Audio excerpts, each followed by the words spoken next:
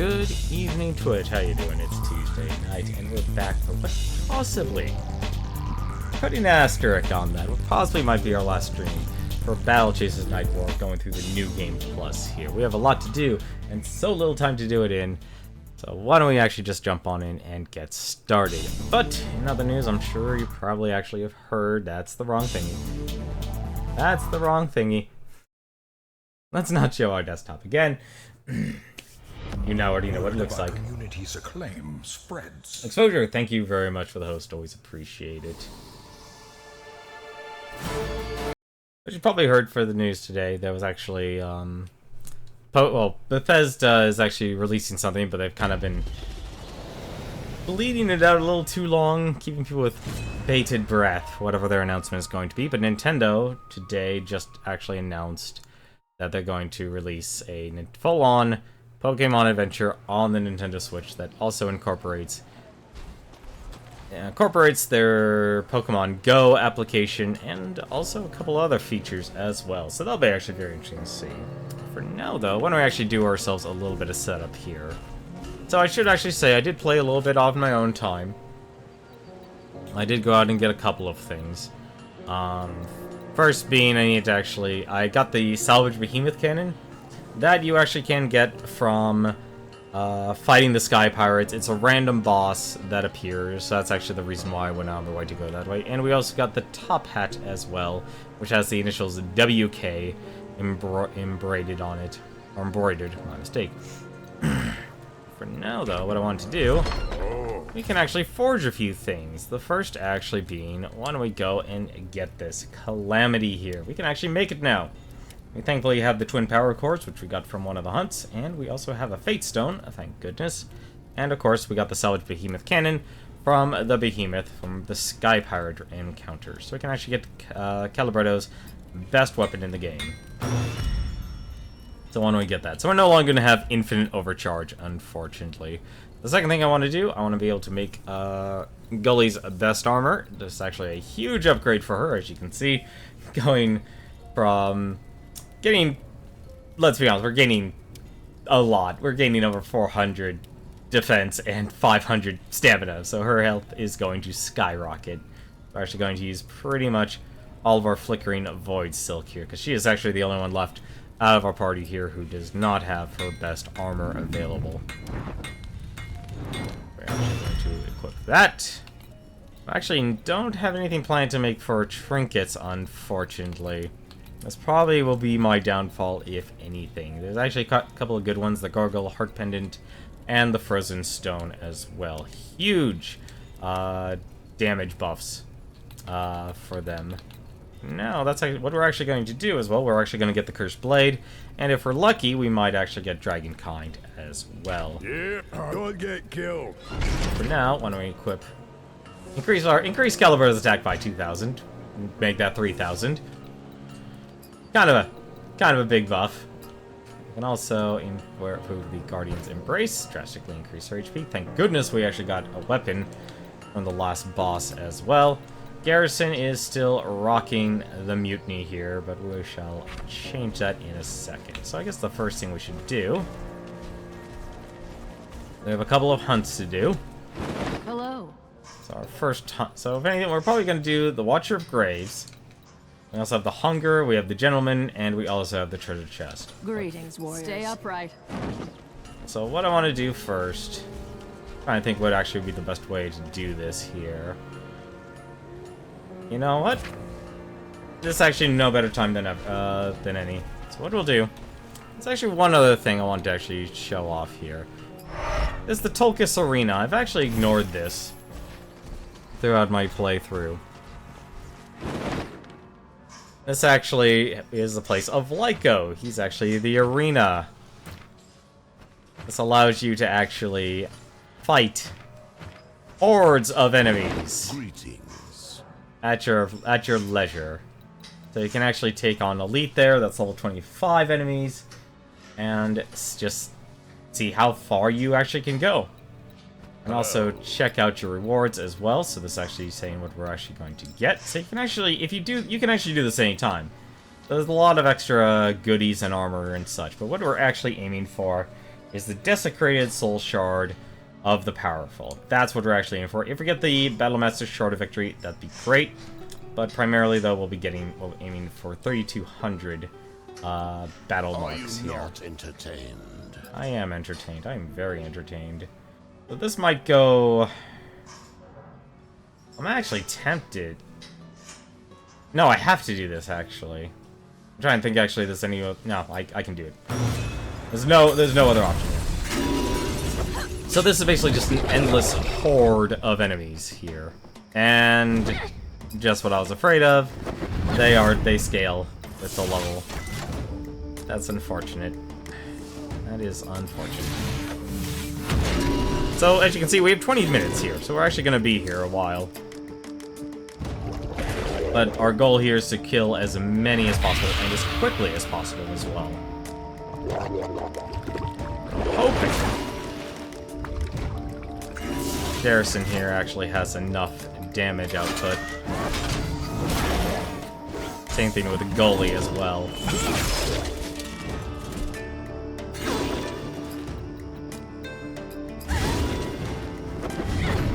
Probably should actually do heroism. Because my big worry is basically I'm not going to have enough damage to basically kill everyone as quickly as possible. There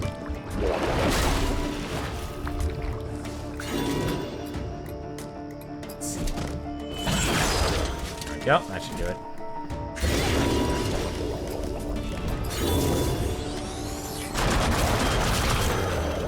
Yeah, that'll kill him.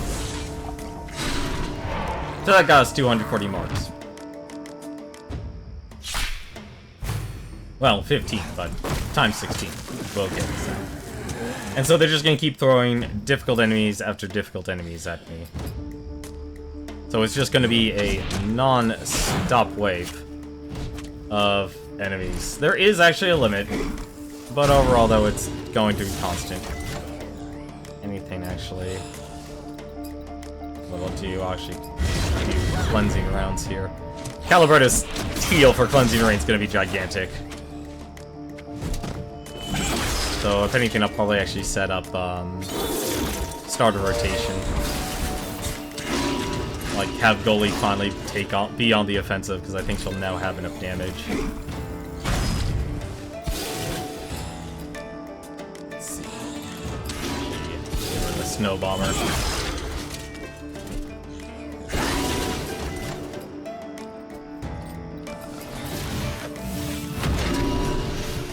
It's gonna be weird, actually, having her spend mana. It's gonna be very weird having her spend mana over and over and over again.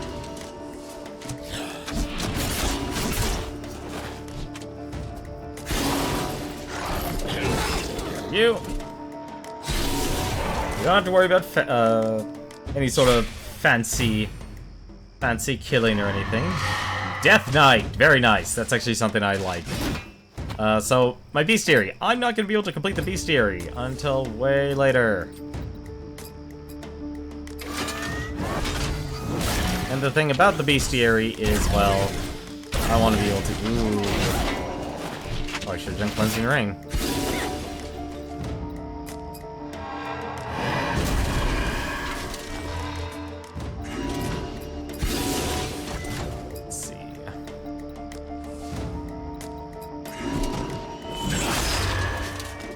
I basically just need to kill this guy as quickly as possible. But the reason why I'm actually decided to see the Death Knight is I want to complete the Bestiary, because that's one of the achievements, and I don't think I'm going to be able to complete it through this playthrough. I actually don't think I'm going to be able to pull that off. Which is really unfortunate, honestly.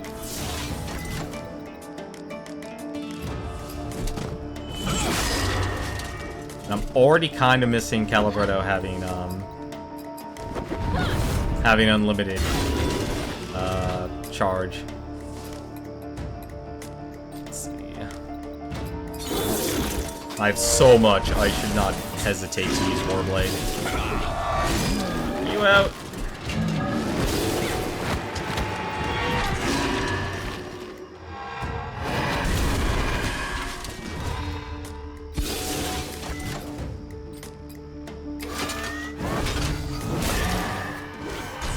I need to not be picky when it comes to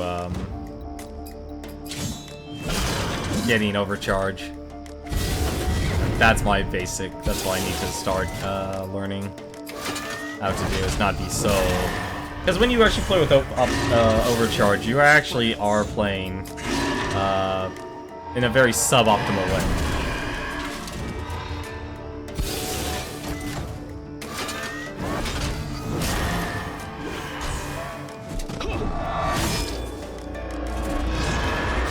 But I think we'll be fine.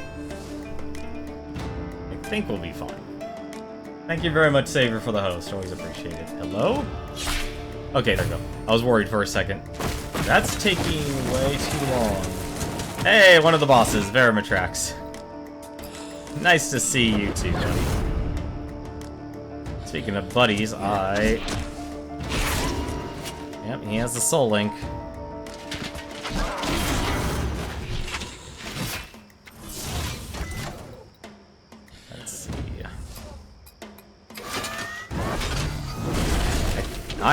I just realized something. I really should be doing my, I really need to start doing, my ultimates.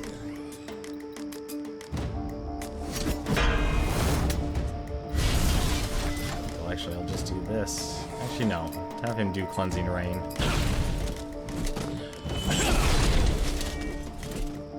That's really going to hurt them.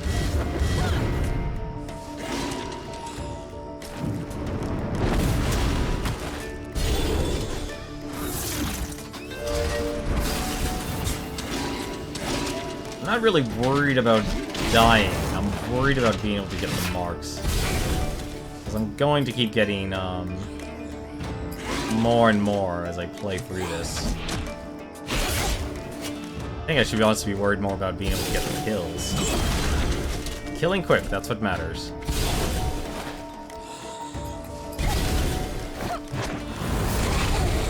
Yep, take care of those two. Wildfire. Rupture.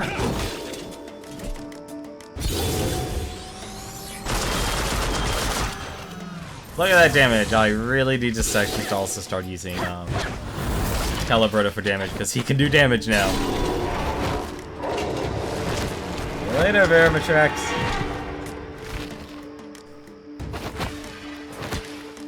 It's the first half done. And they'll just keep getting stronger.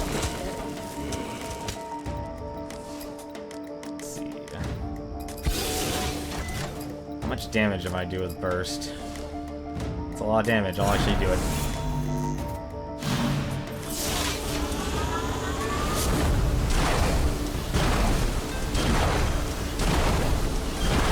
It's all about speed. Can't compromise on that.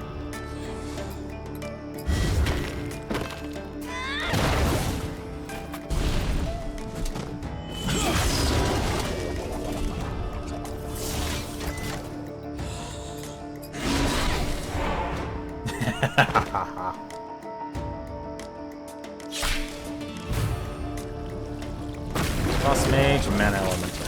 Interesting options. Launch it up.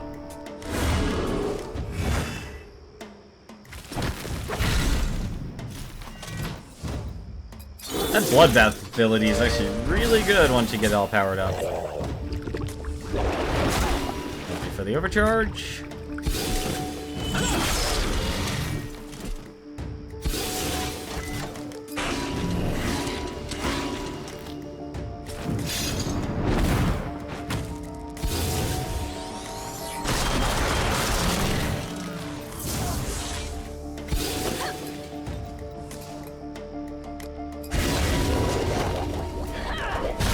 Aw, oh, damn it, it does attack it still. Oh, well, that was a mistake. All a mistake. That's fine, though. Should kill the Frost Mage. And that gave him a good gut punch.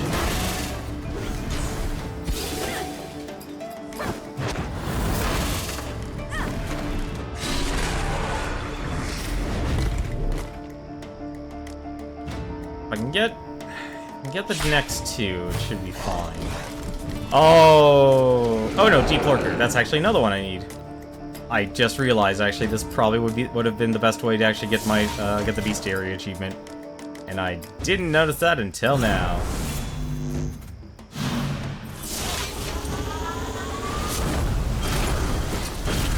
Because the one problem is a lot of the dungeons have a very set, have a set pool of enemies, but the downside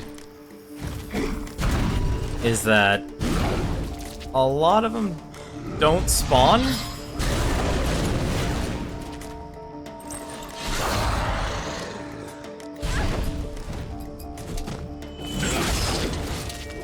So when they don't spawn, you kind of run into trouble.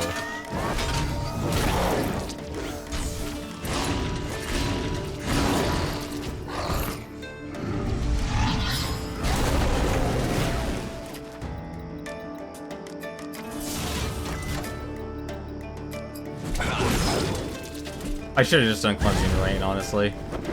That's fine, though.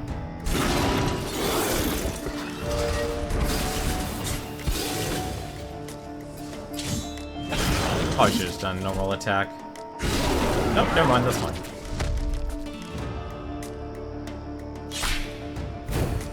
Plenty of time. Stone... Wow, they are actually throwing all the enemies I actually need. Perfect. Need to actually have her taunt. And I need to... Oh... That's gonna hurt.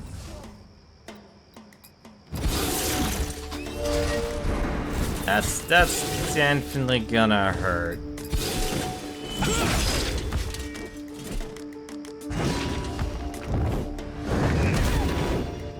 That hurts. Thank goodness I got the armor.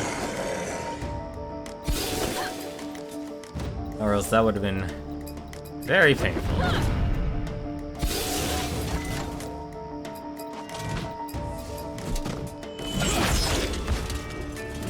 I know I probably should be doing Warblade, but I'm trying to make sure I can actually do as much.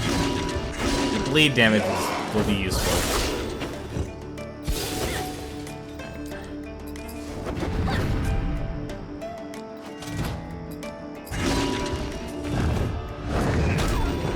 Like, it seems like I have the damage under control now.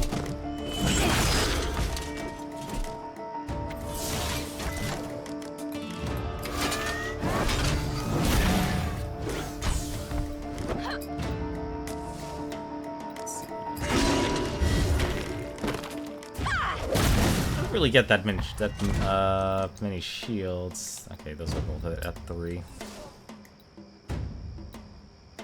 It's actually not a bad idea just doing that. Because they'll just bleed to death.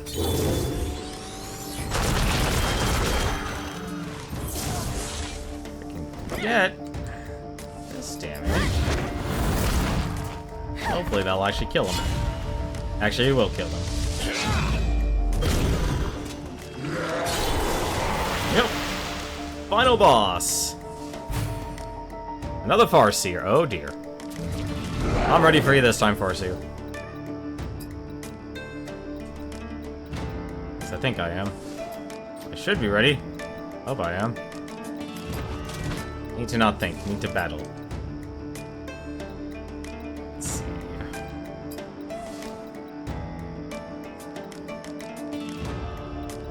Where's the one that gives me crit? There's Slash.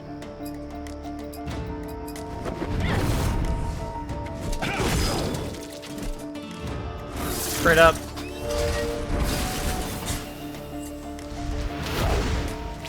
Powers himself. Come on, crit, crit, crit.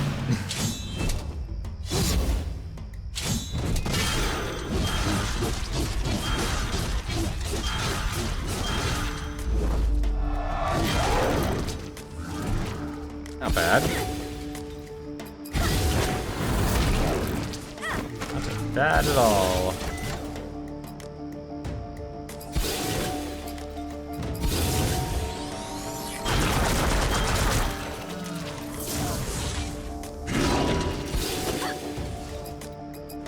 Shadow Essence. Please be dead. Nope. Ah, crap.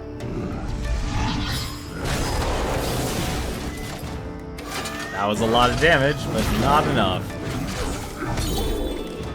New record!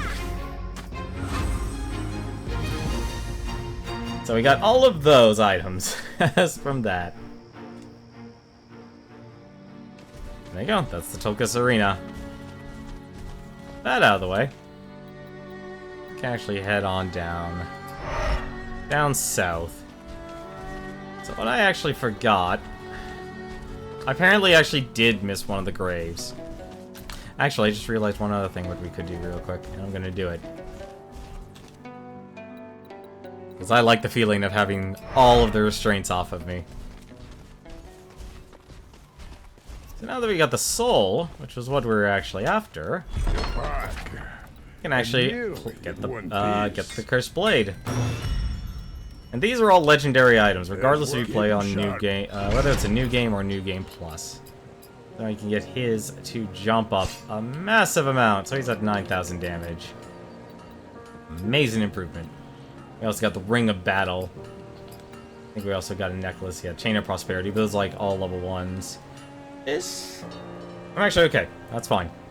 Getting up to over 10k is a loss of armor. And I do have I have an idea of remedy, but I'm not going to do it yet.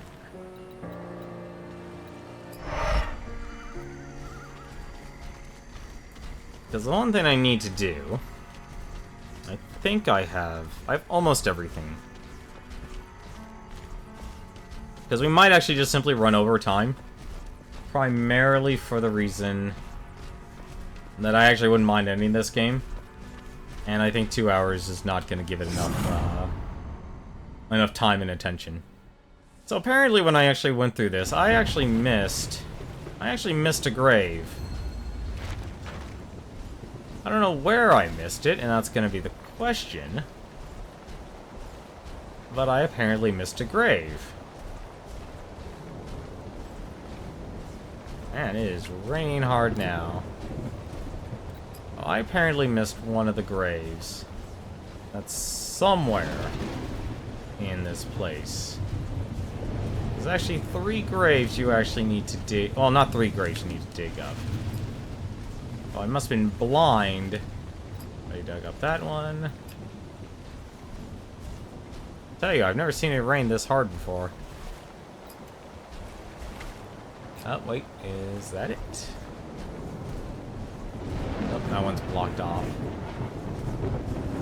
It is really foggy now. Or stormy.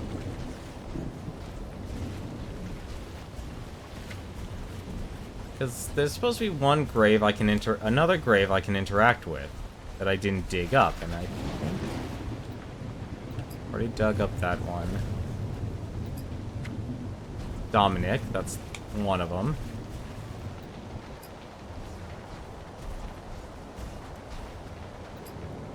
And that's the thing that honestly confuses me is I mean, I probably should have looked it up, honestly. Is I wasn't able to find. Because there's 2 graves out here, and there's 1 grave inside. But there's Argius, there's Dominic, and then there's, Jaren. And Jaren's the one, for some odd reason, I just can't find. And I don't know if it's a... I don't know if it's a glitch, because here's, WK Killington. And this is honestly kind of the annoying part about this, is I don't know if this is bugged or not. Because there's only 2 graves left. And I can't actually select one of them, which makes me think I might not be able to do this.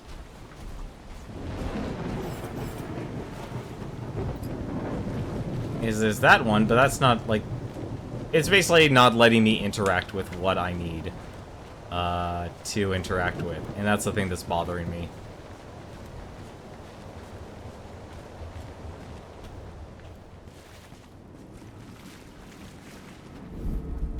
Because you're supposed to be able to get a key from that after breaking everything.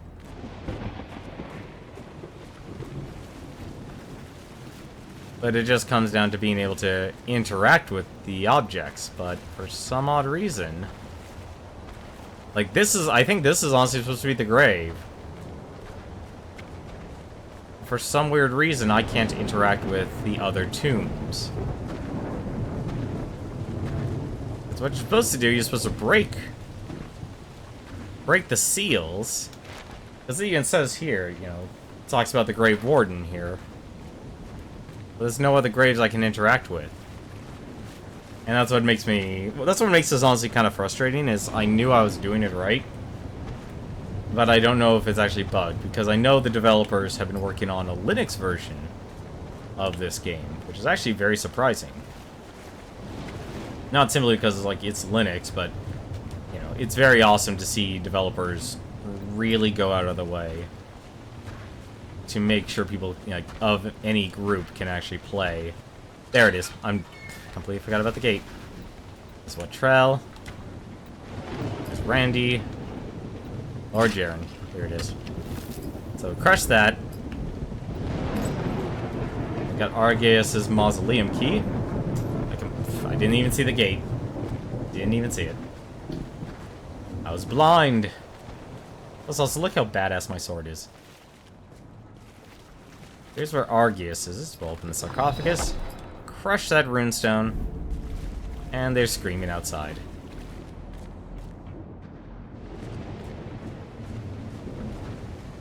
And now we can actually play ball with the Grave Warden. Unfortunately, we're max level, so this might not be as impactful as we would like it to be. But as you can see, though, level 20 having over 10,000 HP.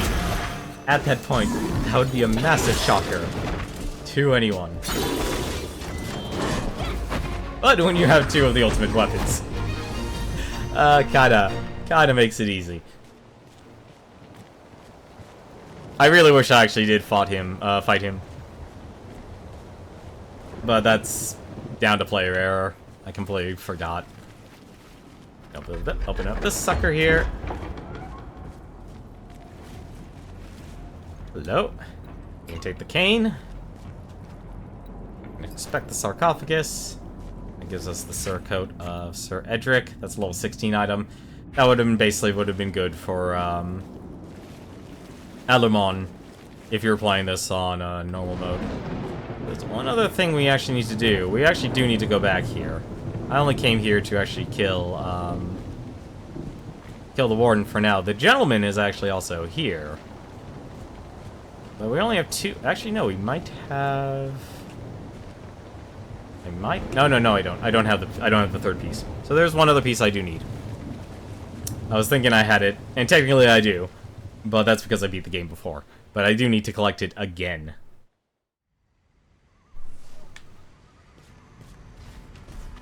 So we actually need to go back in the area of harm's way.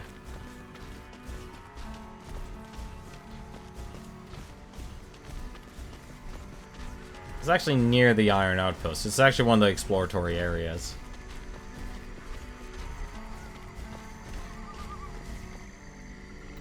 We're running around everywhere. Let's see, I'm trying to remember here. I think this was the area? There's a gate that we actually needed to go to. I think this was it.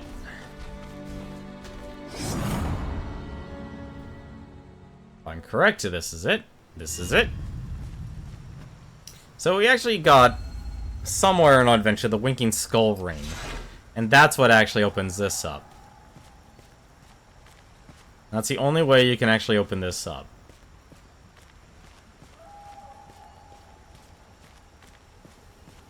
But what you get, a nice little chest here, gives you a distinguished monocle. As you notice here, they also give you some pretty good endgame items here. Guardian's Embrace, which I think actually is what... Yeah, so you basically get a green version of the Guardian's Embrace, but I'd rather have a legendary.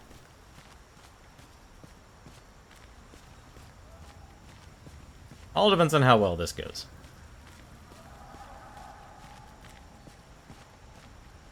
We got what we needed, so we're actually going to go all the way back. Back to the Red Graves.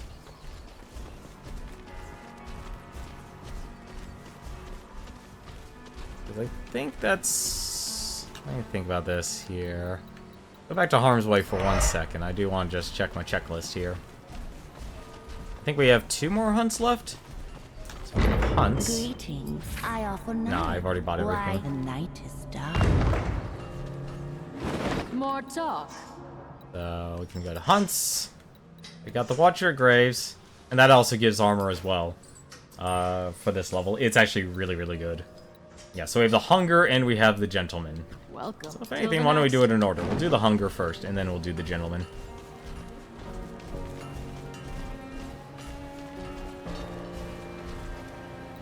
So all we need to go is Northern Wintervane Station, Blink Station. Thankfully, we don't actually have to fight these guys. Now, we go back to the Pale Cathedral here. I think we have... I believe we have what we need. We needed 3 ancient vampire fangs. There we go. Yep, we've got all 3. Well, we have 6, thankfully. As you also might have noticed, all those enemies we fought in the arena do not drop items. Speaking of actually items, let me actually check something else here.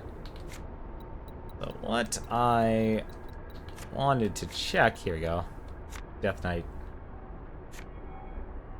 Actually, yes, it does count. Okay. There you go. We can actually place the filled vessel. That tells us to return with 3 ancient vampire fangs. Already done that. And we can fight the Hunger. Level 30.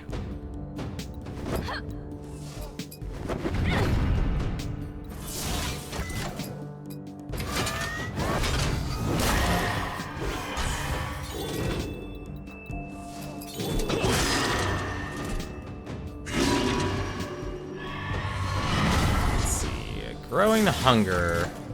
That was a nice. Let's see. I'm actually gonna do this.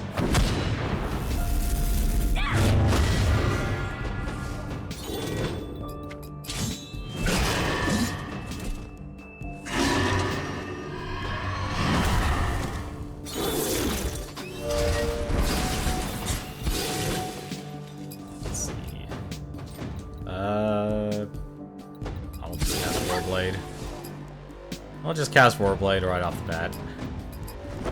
Check these guys one more time. Get those big crits in.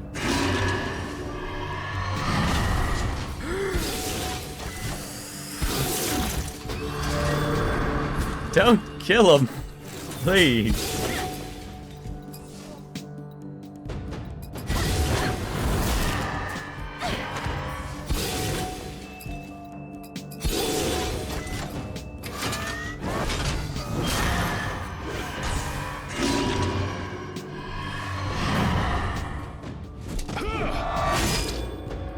That takes care of the Hunger.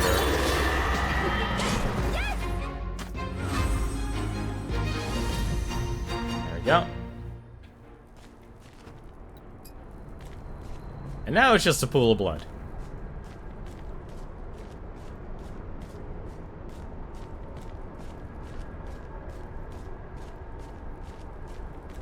So, basically, the endgame stuff here will help you craft all of the endgame weapons. You don't have to do this. It is completely optional. But if you want to be kind of overpowered, and I know people like to feel a little overpowered, I personally recommend, hey, take the time and do it. It's a lot of fun. Oh, we're going to go back to the Southern Wilds here, and we're going to take on the Gentleman. Oh, we have all of Mr. Killington's items here. Oh, I've been saying his name wrong. How rude of me.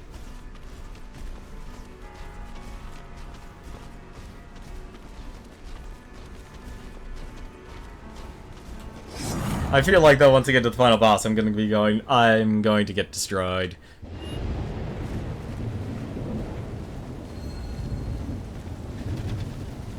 There we go.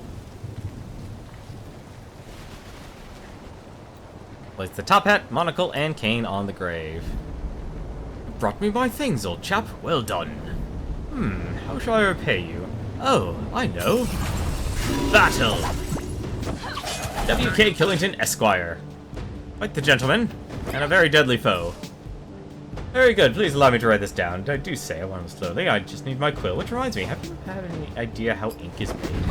So this is actually a recurring character in the actual, in the Darksiders world. Or not Darksiders, but basically it's been like a not THQ, like a virtual studio. It's like a recurring character when it comes to Joe Matter areas. Insulting remark. Scathing.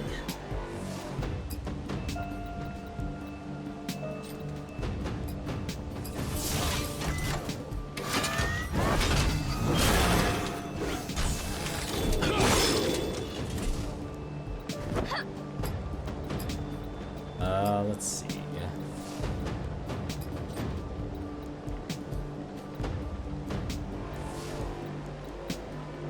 I'm actually not gonna trust. I'm not trusting this guy. I'm trying to. I forgot Killington's actual moveset.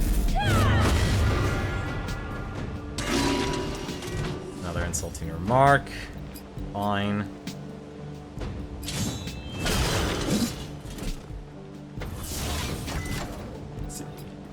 Did I already do gut punch? I did do gut punch. I don't think you'll have time to respond to another punch.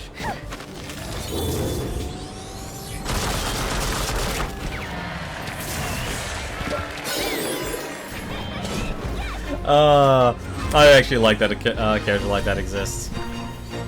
That gives Killington's restored cane and the dapper gentleman's top hat. And those are items well fought, old sport. Farewell for now. So if you ever played Darksiders, you actually would... At Darksiders 1, I don't know if he actually appeared in Darksiders 2. But in Darksiders 1, he actually appears randomly in a couple of areas, and you can actually get a bunch of souls out of him. But he's also incredibly tough to fight as well.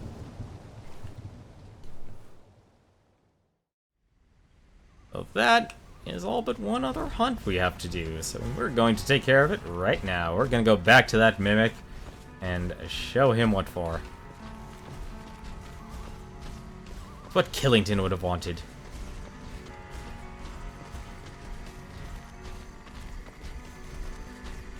Not a fan of dying to that mimic. I think I've gamed over 3 times? Yeah, 3 times, actually.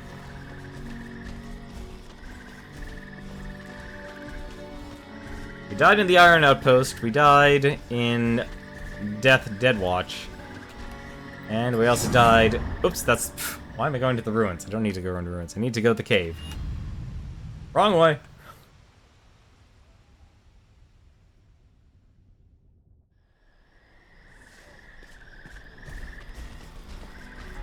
Thankfully, these are actually really quick load times.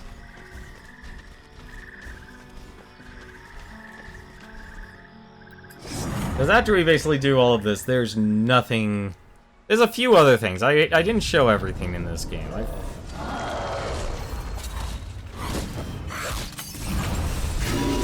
Not make the mistake this time. And with much better stats. So, cast that. Hopefully it'll not good.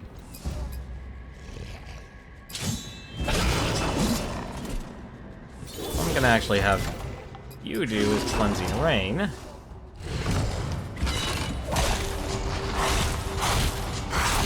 That still hurts a lot. That still hurts.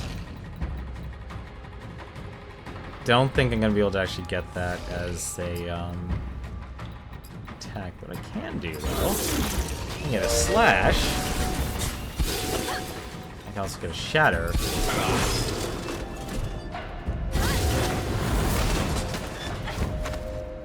What I want to do this and unleash the beast.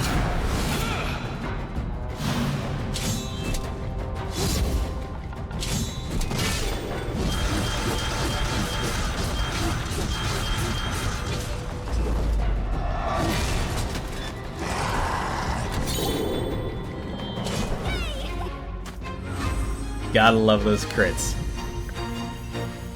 Pulsing Demon Heart. That is his item. It's legendary. What do you do? 692 bonus damage, 116 stamina. That's a lot. But...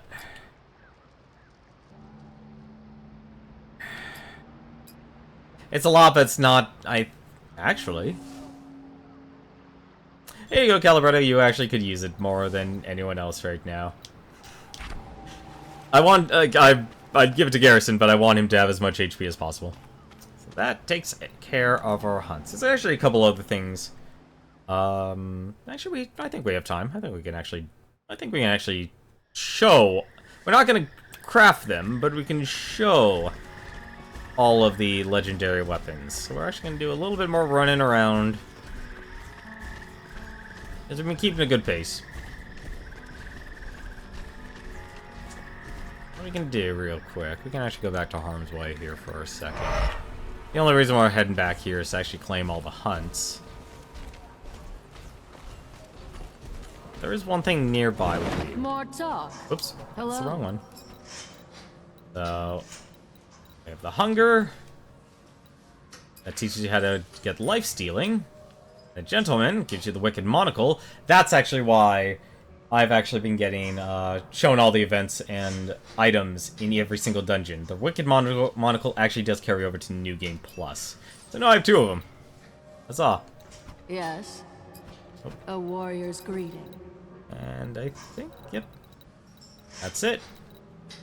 Huh. Well I done. thought actually doing the, More talk. Huh. I guess Day the, for hunting. He'll be back. I could have sworn, actually, that the, Ancient Treasure Fiend was actually its own. Was its own. There you go. Vampiric Embrace. I want to keep on collecting all of those legendary items. Like I said, I'm not going to craft them. I don't have the epic parts enough for them, and I do want to use them for a couple of other things. Yeah, this should be the area I actually need to go to. So the Bang On Cave here. It's actually one of the first areas we went to, but if you notice, we actually had an item here. We can actually use the Dead Heart.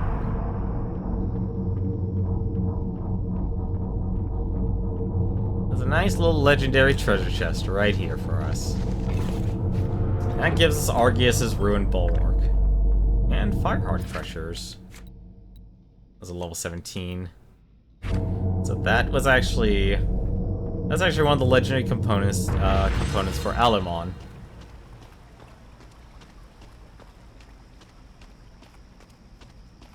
I think there's one other area. Like I said, this game does reward exploration and such. Like, it's really nice that it exists. The last thing... before we go on a little bit of a treasure hunt... one other area, actually in the Rushlands, I want to go through here. I'm going to go back to the Cave of the Fire Lord.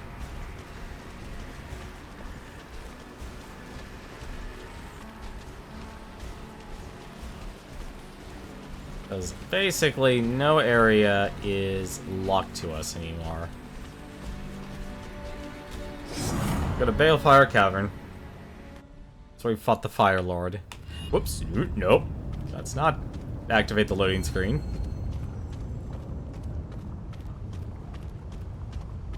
Actually, another thing. There was a portal here for us.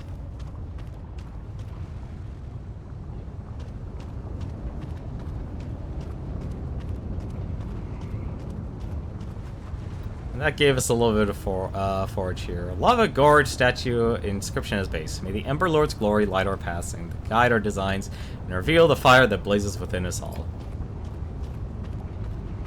Kinda reminds me of another one from Darksiders. This is the Binding of Confession, a couple epic parts. Or the Binding of Conflagration, that's it. So bonus damage, some stamina, and haste. Actually not a bad item. At least if you're after attack power.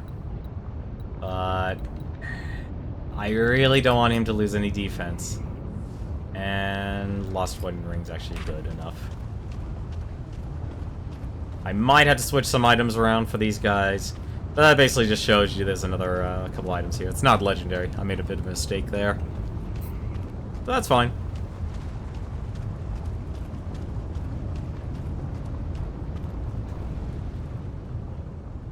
Now that we got through that, let's go on a bit of a treasure hunt. Let's hunt for some treasure.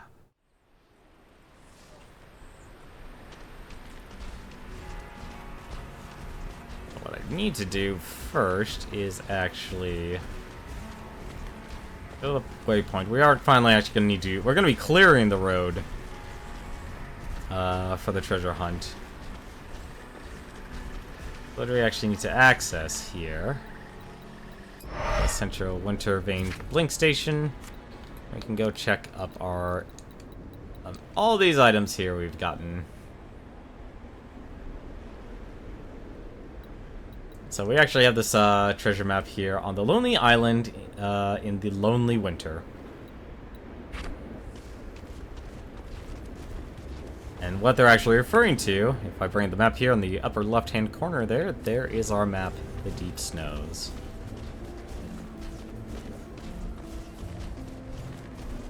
However, we do need to fight these guys. There's no way around them.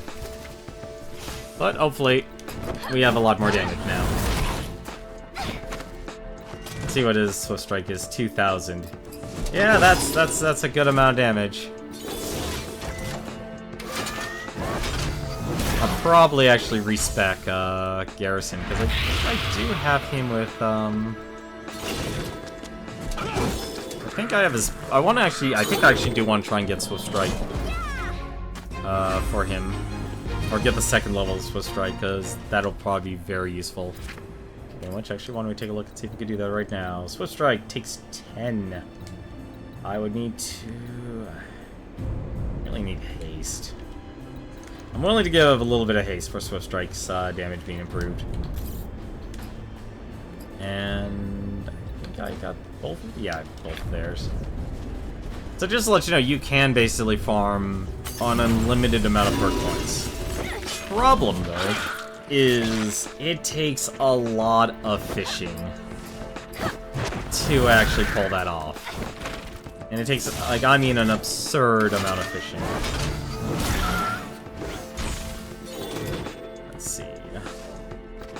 Yeah, so that changes 2,600. That's more than enough. But like I said, everything scales in this game.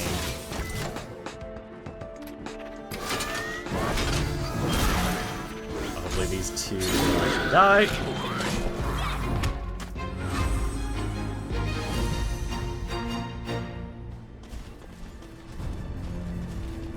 So basically what they're going to have us do is actually go around the entire circle here. I'm going to do that right now. So I can actually unlock a shortcut. So the Lonely Island is right on here. Now we can dig it up. We've got a crumpled and torn map. That tells us... Found in the far northern reaches, this map is something being buried in the trail encompassed by the 3 tiny lakes. So we know where the 3 tiny lakes are now. That's actually the area before. Like I said, I'm going to go in this full circle here just so I can actually unlock a shortcut.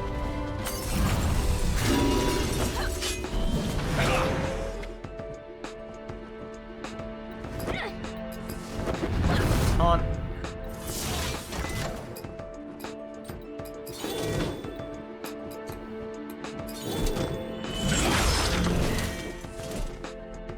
I really need to stop being picky on who I cleave, because it actually doesn't matter who I cleave.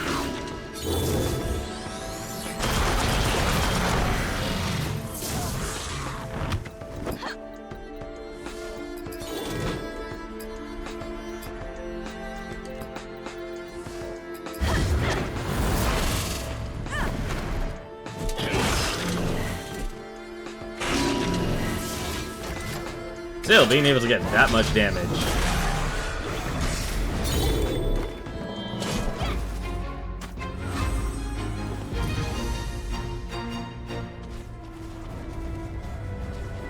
Because what I was honestly hoping, and what I was trying to do last night while I was preparing, so I can touch the stone formation, and that'll give us our little shortcut here. So, what do we actually need? So, why don't we go and do some treasure hunting? I think we have everyone's except for Red Monica, actually, and this is what Red Monica's legendary weapon entails. It involves treasure hunting, which fits her persona.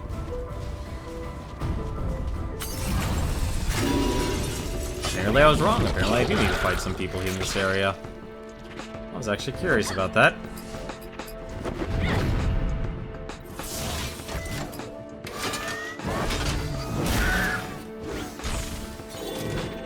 Well, let's get to killing. Or let's knock them out. But apparently we just knock out all the enemies here. We're very conscientious here. Except for Alamon. He killed the Farseer. I'm fairly confident you can't survive having one of your eyes cut off.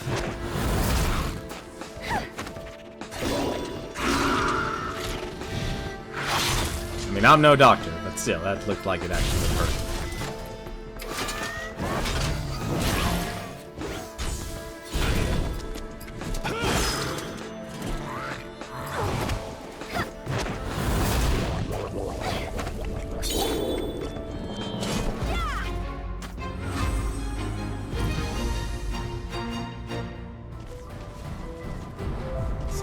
By the 3 tiny lakes, so I need to cross the bridge here, I think, one more time.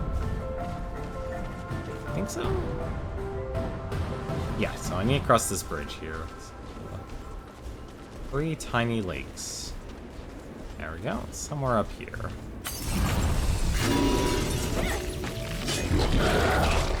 But I was originally hoping was to complete the bestiary last night, but I wasn't able to pull that off, because, well... they don't spawn. They're very rare spawns, every single one of them.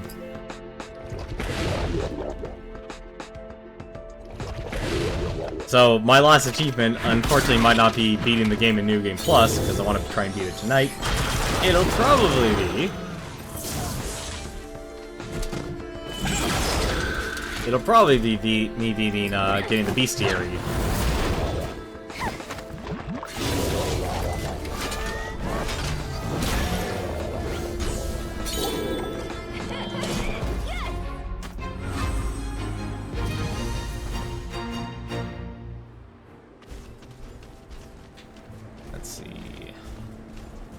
Go. There's our splendid pistol handles, and we got one more note. That says, found in not so far north, this note details how thieves tried to hide part of their pistols to end all pistols, but was eaten by a fish near their favorite watering hole.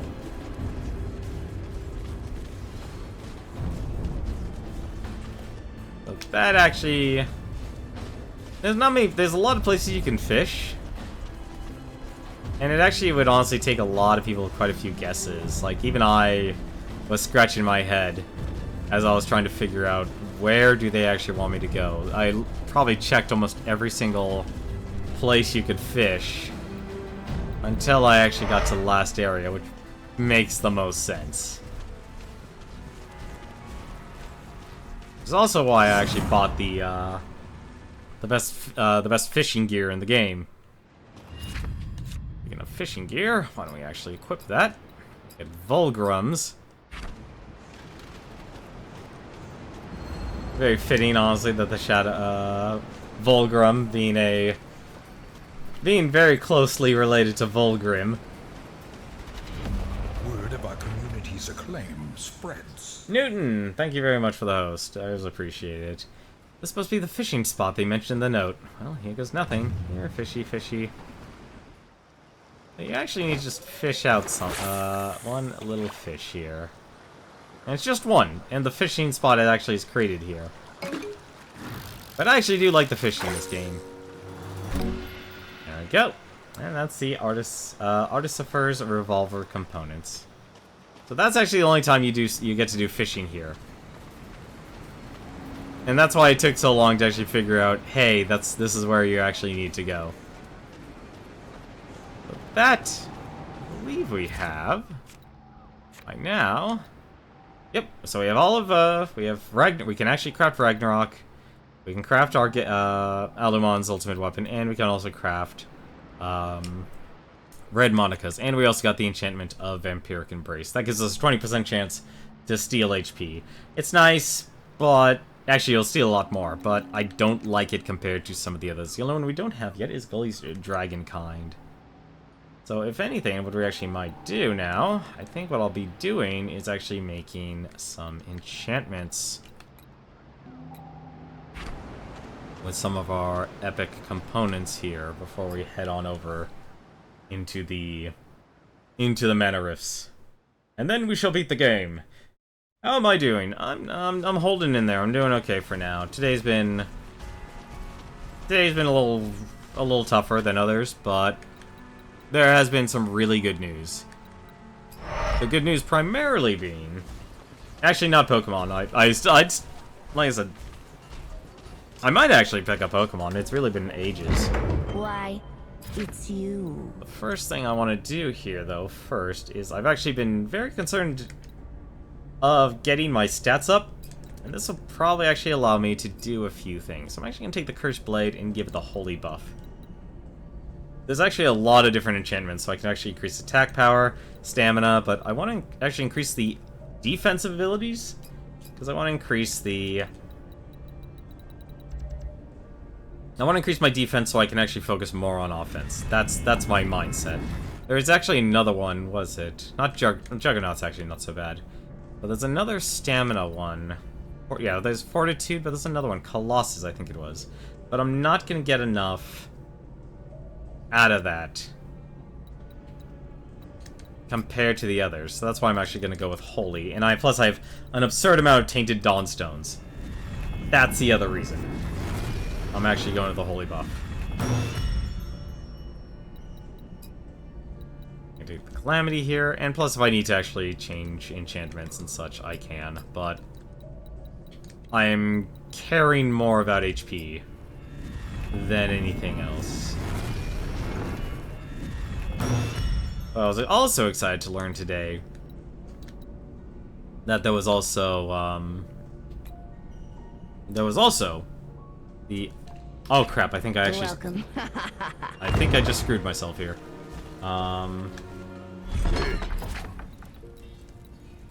Okay, no, it's fine. My worry was I wouldn't be able to make Dragonkind. Careful.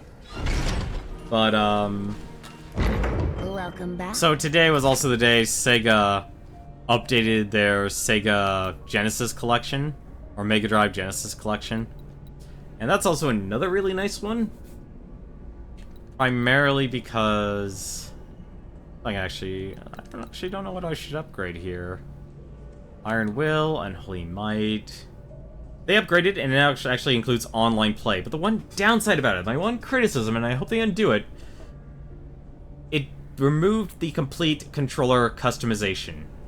And I feel like you need that in a collector's edition like that, because every time I've streamed Streets of Rage on Twitch here, both 1, 2, and 3, I've always adjusted the controls. And I don't just mean for, like, one of them. Every single time each different version of Streets of Rage, I actually adjusted the control setup. So what I'm actually going to do here, I'm actually a little torn here. I could actually go for Prowess. Oh, no, I actually can't do Prowess. What was it? Which was the one? Iron... It was Iron Will, that's right. It was Iron Will. I'm going for a little lower level enchant than normal, but this actually gives me bonus damage. So we're basically using all the Tainted Dawnstone we've gotten and maxing out everything we can. So let's take the Guardian's Embrace.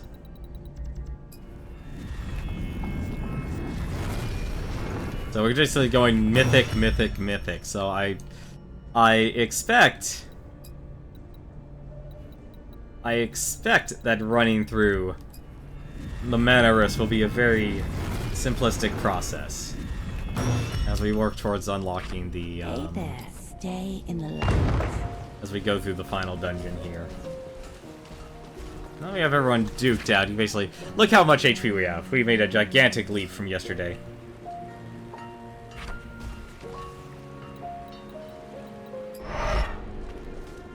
Your inner Pokemon fan is screaming. I can understand that. I can definitely understand that. I'd be lying if I said I wasn't interested in it. But My favorite Pokemon is Sandshrew slash Sandslash. So it kinda changes things here.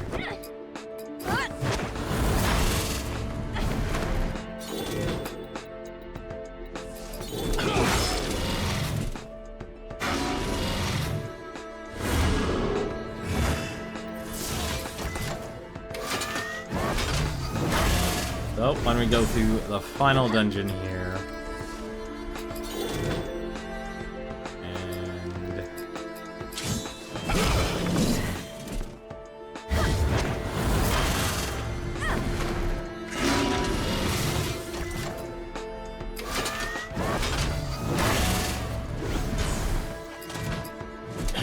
it feels weird, honestly, not having any more free overcharge in this game. I will admit, having Calibretto with that item that gave him infinite overcharge would be nice, but I'd rather have the damage, because that boosts even his healing abilities. It's actually a very good reason why you would want to buff up both characters, or buff the attack over having infinite overcharge.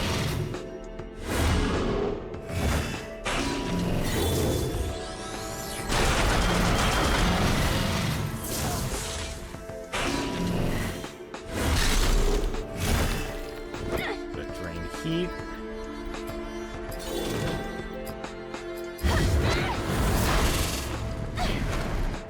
But like I said, if Sega takes the time and reverts that controller change, they've got a ridiculously good game now. Because I'm honestly actually really interested in seeing how the online play and such is for the Sega collection, because it has online play now, and it's for a good amount of games. And I'm curious how the netcode is. I would really like to be able to play through some of those games with a couple of people, but it all hinders on if the game will if they actually put back in that controller customization. I think because we're using all the legendary items, we've made this game very easy. There is actually something I need to find here in this dungeon, and if I don't find it, I'm not going to be able to get our best stuff. We went to try out Virtua Fighter 5 today. Very nice. Very nice.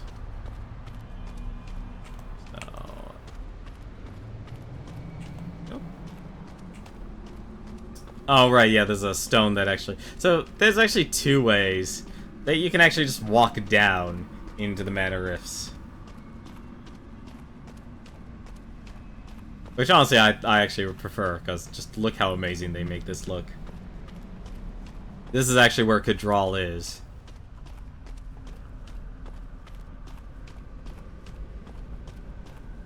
And if you talk to the stone, it'll actually take you all the way back up. Oh, actually... see, I think, oddly enough, it's because of the fighting game scene I stopped... I don't want to say I stopped caring about the fighting game scene, but it made playing fighting games really difficult. Like, part of it, honestly, is still on the designers to actually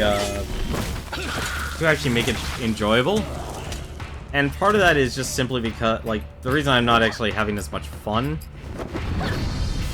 is because of the, is because there's just so many moves now in fighting games. You play a fighting game, it has a ridiculous amount of moves.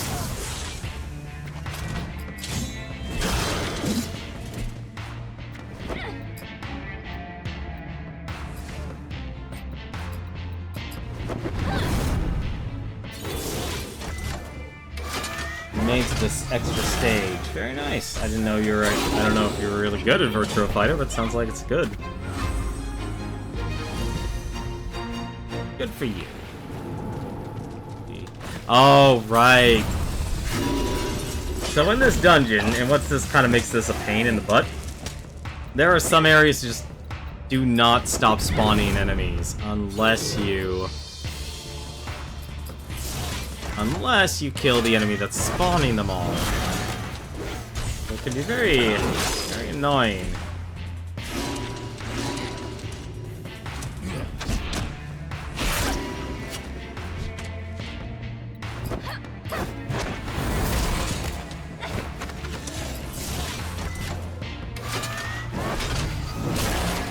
I also notice these guys are level 33.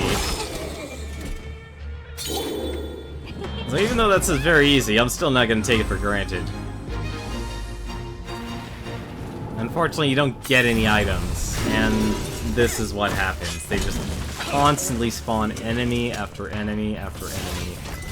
And that's probably what's going to make the mana rifts take the longest.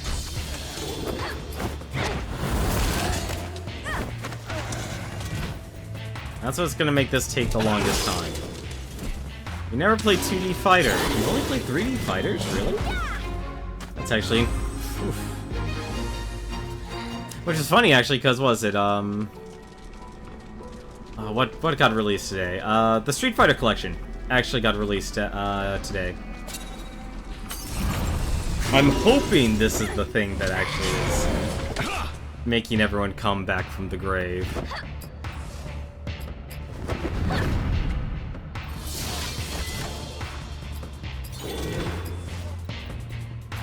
If I'm wrong, it's gonna suck. Yep. Everyone's sundered.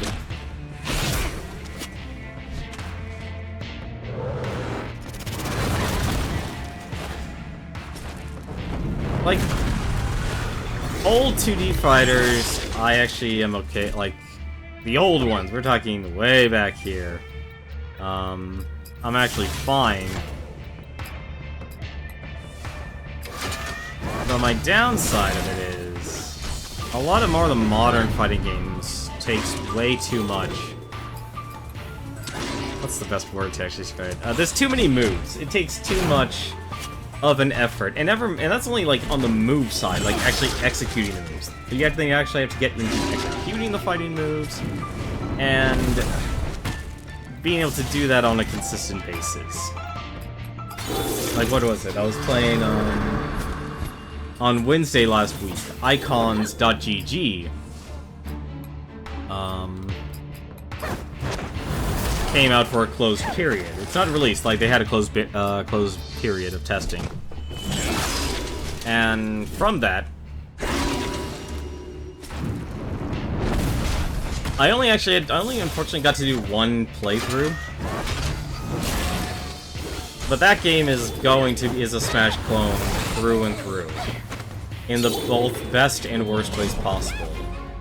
And the best and worst ways for the same reason. To put very simply, it's Smash Bros. Melee.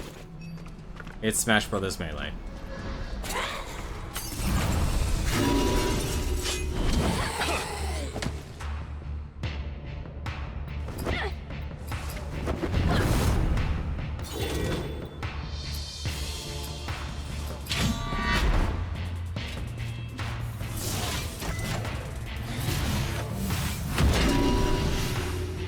This is the one time, unfortunately, I can't actually do, can I do anything? I can do Bloodbath. That'd be a thing. I just keep giving myself overcharge then.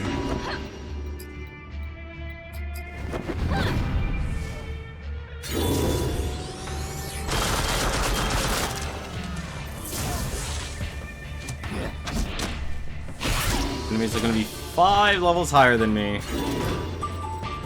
That's gonna suck.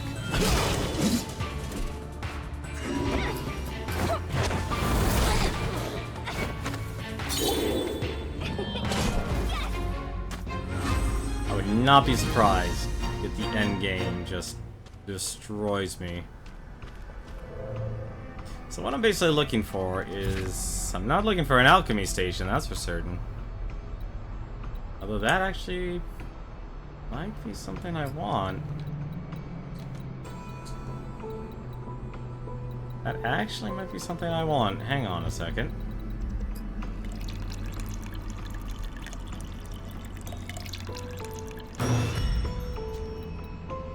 Next 5 attacks to deal additional piercing damage.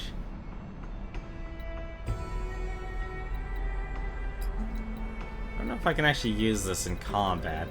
Or before combat, but this might actually be worthwhile.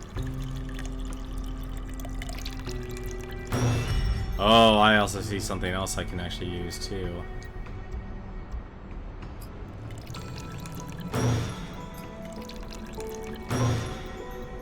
Let's see, removes all harmful debuffs. Let's actually make one of those. What did the keen oil require? Critical chance, not worried about that. Increase defense. Okay. Stones require more power. Sure. Oh. Oh, okay. That works.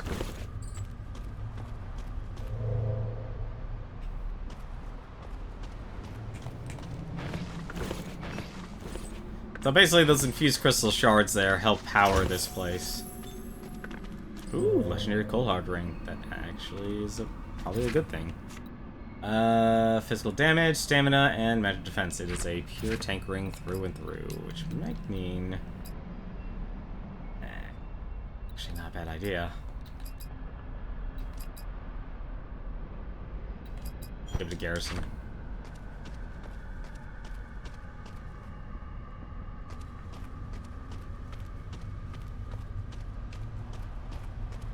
Like I said, I still need 2D fighters. The amount of moves just set you off. Why? How many moves now are in 2D? Oh, I guess, actually, no. Like I said, my main weakness and one of the reasons I really moved away from fighting games, part of it is the fighting, not really the fighting game community as in, like, they're social, but they're affecting how these games are being designed now. And you can't deny that. You can't deny that anymore. They have a heavy influence on how this is designed, and along with that are a lot of moves, a lot of abilities, and they're not bad, but there's too many. It's a quantity issue. So it's like, even if I just choose one character, there are so many little nuances or mechanics and stuff that makes it really difficult. Even something like Smash. Like I said, I was playing Icon's GG.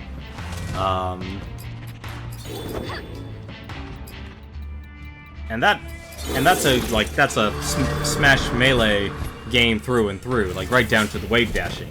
Because the person I was put up against, I only got to try it once. Like I said, it was basically like, this is my one experience.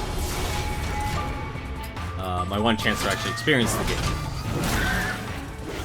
And from the get-go, I was basically just destroyed. Like, just outright. The person who was playing basically I believe the character's name was Kid, but the character's design was basically Fox in Smash, or Smash Melee. And that, it's like, oh, that's a good thing. It's like, people who, I like playing Fox myself. The character I was actually testing was, Marth, that's an enemy. Was Marth, but even then, I just got destroyed. I barely got a word in edgewise in terms of fighting.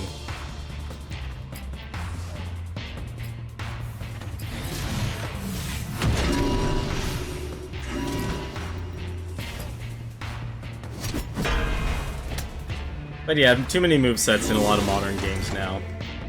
I completely agree with that sentiment.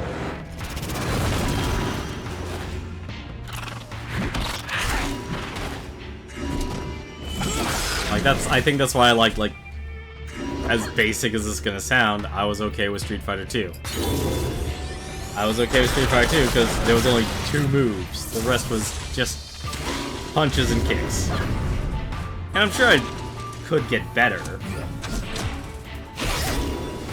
But it's hard for me to find people to actually play those games with. Incredibly difficult for me to play those games with.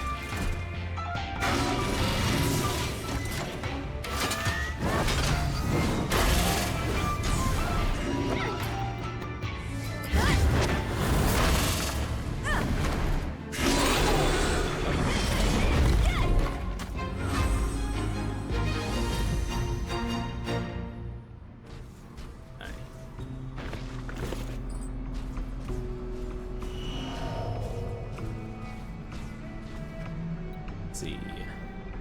Garrison, strike with a sword. Gives us some infused crystal shards, we'll need those, and it also gave me a buff. Increase crit and attack.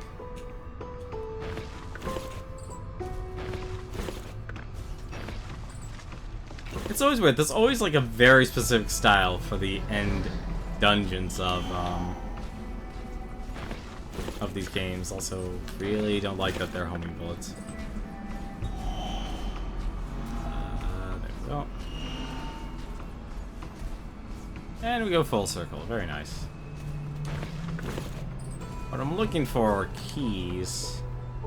This is the Chronicle Cube. With it, you can witness past events as a vision through someone's eyes and even influence them.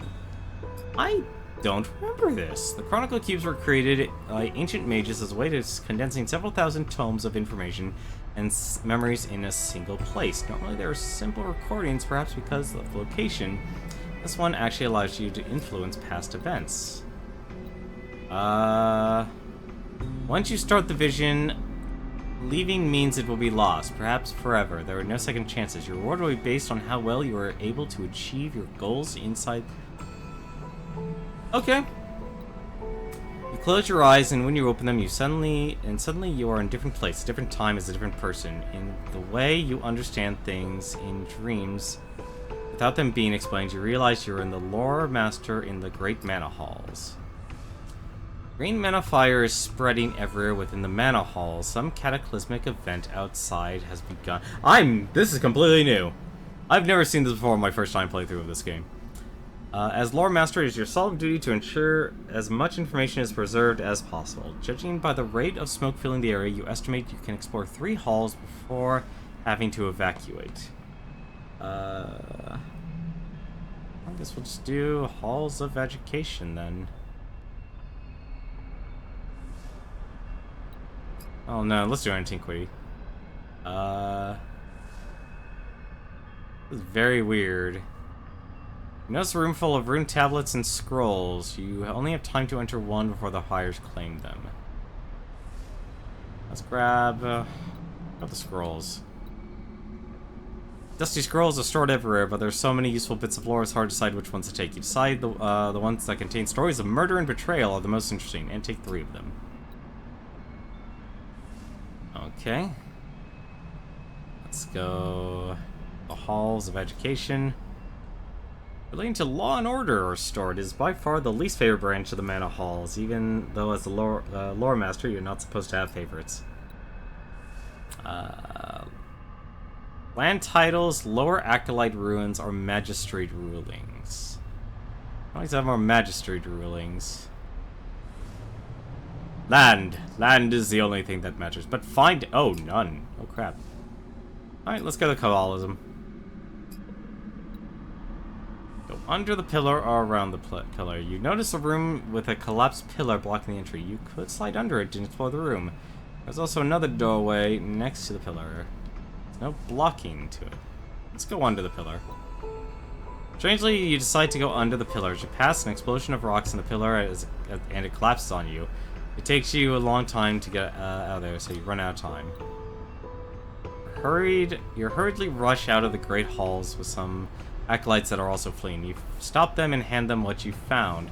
As you leave, you turn around behind you to see the entire back wall of the great hall collapse, revealing the wastes of the mana rifts outside. You step outside. I only found 3 things. You have collected a dismal amount of lore, if any. You're not supposed to explain. You're not sure how to explain this to your superiors, but luckily they most likely died in the fire. One of your biggest opponents and critics give you the stink eye and says, "I always knew you'd let us down." Suddenly you snapped out of the vision and back to reality. It felt like a dream, as real as any dream is, and you have no idea how much time has passed inside the Chronicle Cube as you find some items. Okay. Okay, so that it's...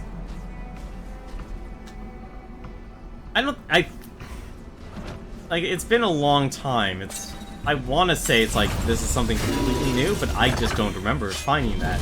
Because, specifically, one thing that actually happens a lot in this game is that the dungeons are all are all procedurally generated, so some events you just might not see at all. So you could play through this game, go through a dungeon 6 or 7 times, and just not find anything.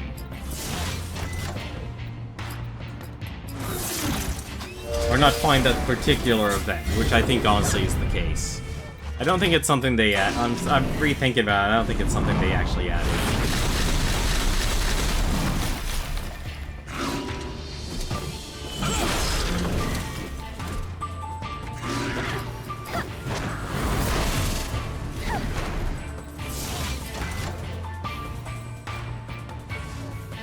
I'm not being able to get anything off, am I? No, I'm not. Nope, you're done.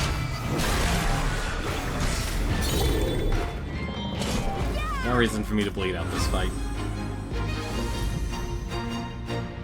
Like, what is it? In the Iron Outpost, this is a very common one, is, you actually go through, the dungeon to get the sarcophagus. And that's, you know, that's related to the, what is it, the Shade of Belvaros.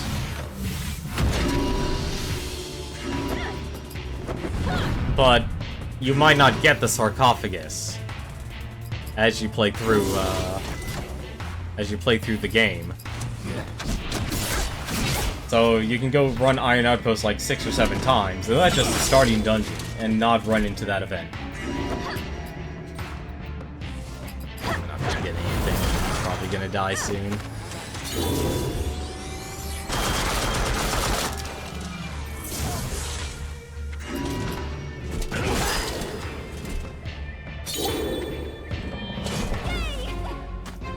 So it's actually kind of nice. And I also just realized I probably should take a moment to adjust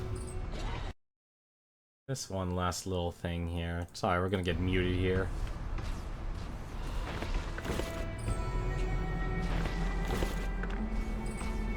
I just had to scroll down chat a little bit.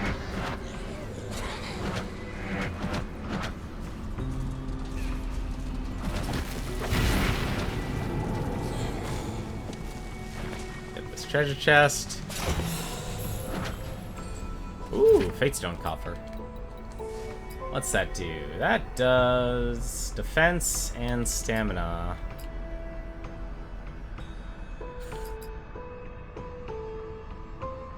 You know, if I get a second one, I'll give it to Garrison. All these guardians, and they're all covering each. There's 3 guardians, and they're all covering each other. Give me a break, guys. Come on.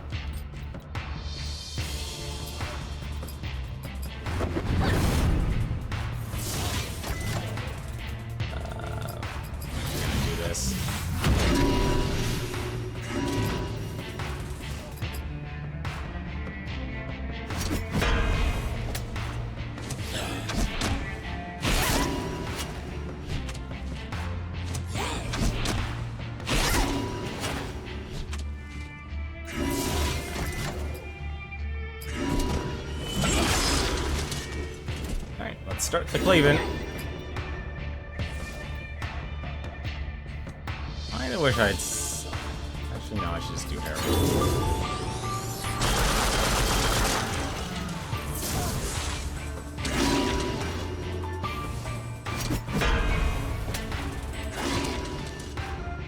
Oh, these guys are just gonna defend. Oh, nice. I now know which one I should cleave.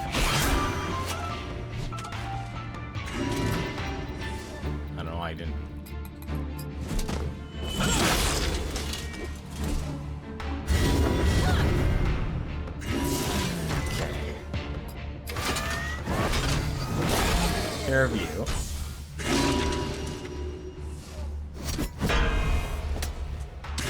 I think the other thing I'm excited about, and it might actually spur me to actually get off my butt and commission some people to make some assets, is Twitch, and this applies to partners, not affiliates, but it might roll down to affiliates.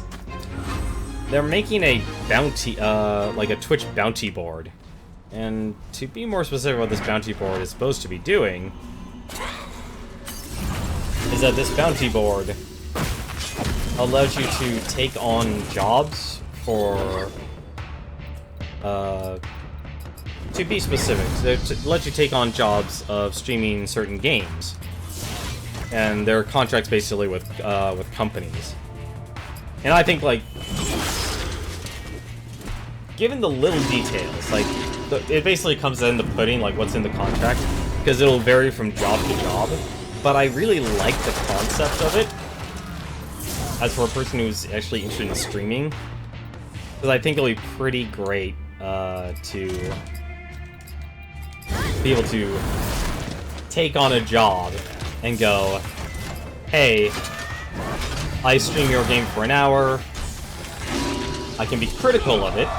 You know, there's a difference between, and this all, like I said, it's in the pudding what the contract is.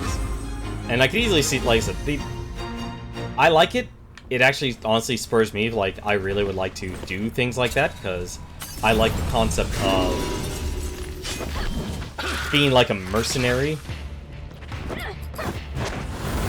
And this kind of bleeds in with my love of the Armored Core franchise. I only played Armored Core 2 and Armored Core 2, Another Age, and 3 and Silent Line. Basically the PlayStation 2 ones. Once it left the PlayStation 2, I'll be honest, I kind of lost favor with it. Primarily because it moved to the 360, I didn't own a 360. And then From Software then developed Dark Souls, or not Dark Souls, but Demon Souls, and you kind of see what direction that went. Let's see. Let's insert crystals. Let's insert 3 crystals. I don't know what this is gonna do, but... Is this actually another one of the cubed events? Yes, it's another one of the cubed events. Okay. I didn't ask for a weapon this time. Or it could just come right on back. Okay. Though it is only moments for you, the cube has traveled long and tiresome journey to scour other dimensions for treasure. There's fruits, Guy Piercer, and 3. Hey, we got our crystals back. We got a refund. And we got the map. So I really like the opportunity. I hope it does go down to affiliates, but that just all... It all depends on how well the partners do with it, and hopefully they won't abuse it, or they won't screw it up. Because that honestly seems like a lot of fun as a concept for me.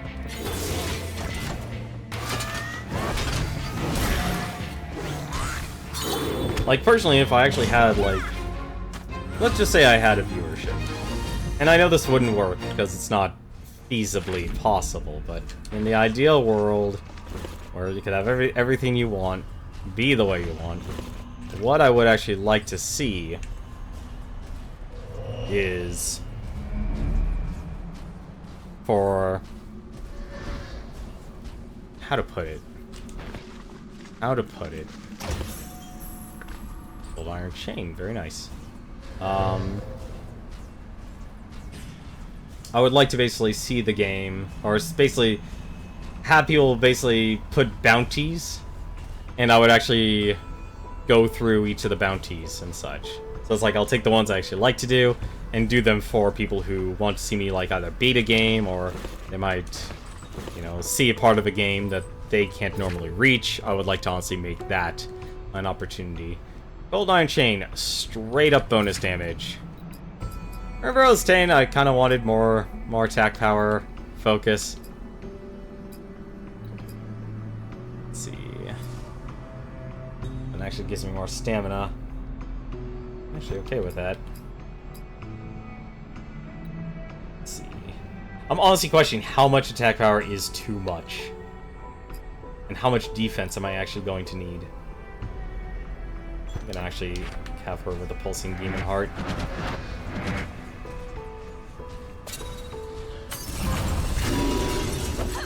So that would honestly seems like a really fun activity for me when it comes to streaming. But that's just my idea. That's just my personal like pipe dream. Like, this would be super awesome to actually do. And I actually need to heal my entire party here. Actually, not even gonna worry about that. I don't even think I need to actually do anything. I think Warblade's gonna kill him. Yep, Warblade killed him.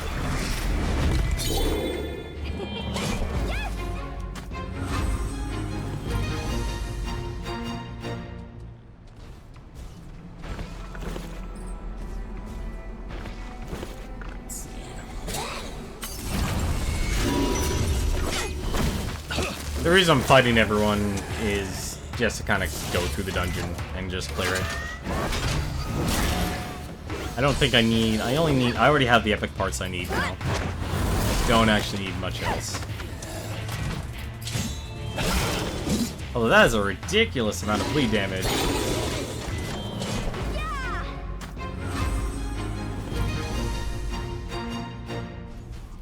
Let's see.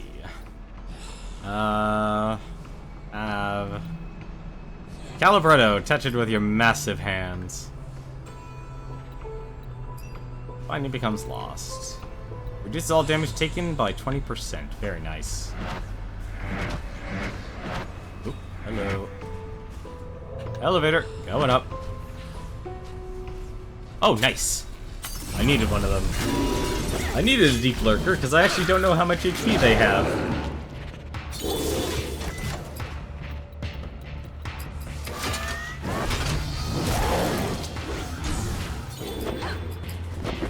I think if anything, I'll end up with the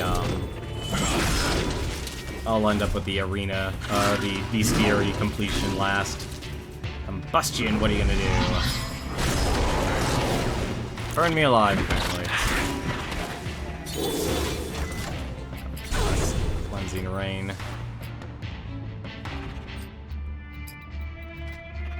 I think now I'm just gonna guard.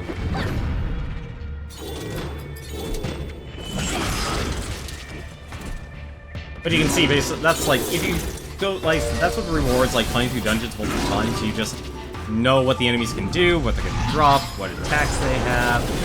It doesn't describe what attacks they do, or if it's gonna attack multiple people, but it's still one of those, like, hey, this is actually really well done.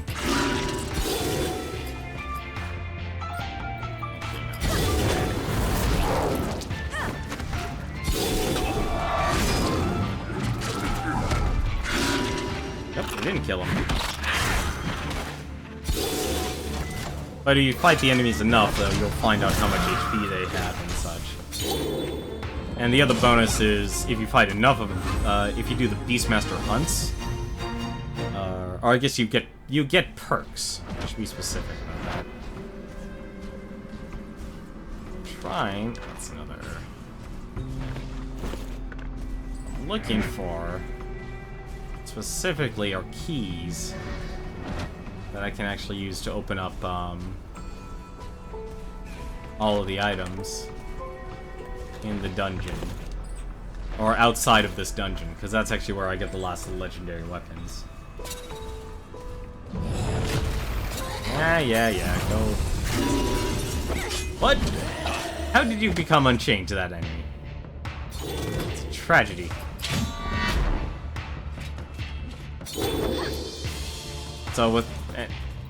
So there's been a lot of really nice things today, but at the same time, there's been unfortunately some unfortunate events as well. May is definitely turning out not to be, the end of May turns out not to be such a great month. I think that's kind of unfortunate.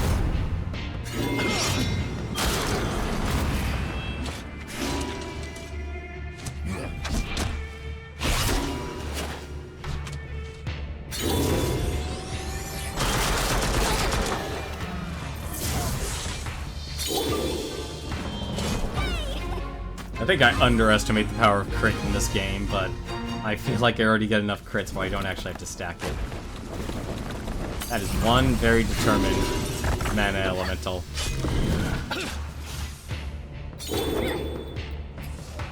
Like, I still have yet to find... Oh, I found one, but I don't think I got enough. I did enough, fought enough of the lurkers to complete it. I need the Death Knight, I need the lurker, I need a vampire. And I need a gargoyle. I'm actually gonna check here how much more I actually have to do for the bestiary. Let me take a look here. This is your bestiary. It's very nice. Very specific. Here we go. Yeah, so these 4 here. Death Knight, Deep Lurker, Mana Devourer, and Rith Gargoyle. So I need to fight... Yeah, so I finished Deep Lurker. I need 2 more Mana Devourers, 1 more Rift Gargoyle, and 1 more Death Knight. And after I do that, I've gotten all of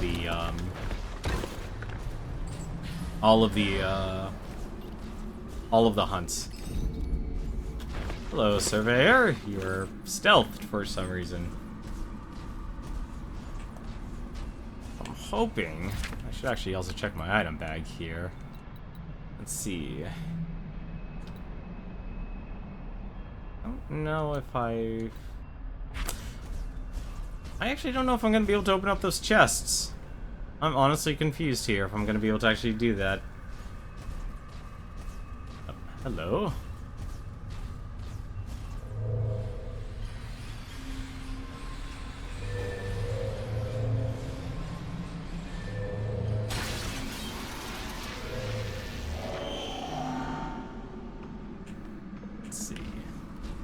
And only 2 more rooms until we actually finish everything. Let's see here. What's it? Stone requires more power. There we go.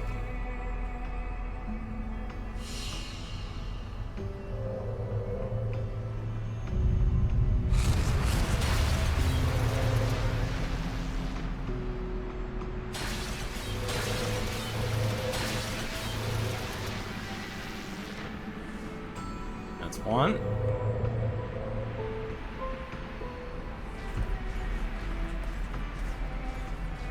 let's go take care of the other.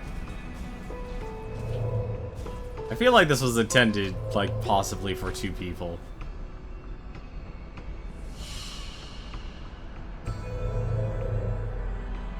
I like all the dungeon designs in this game.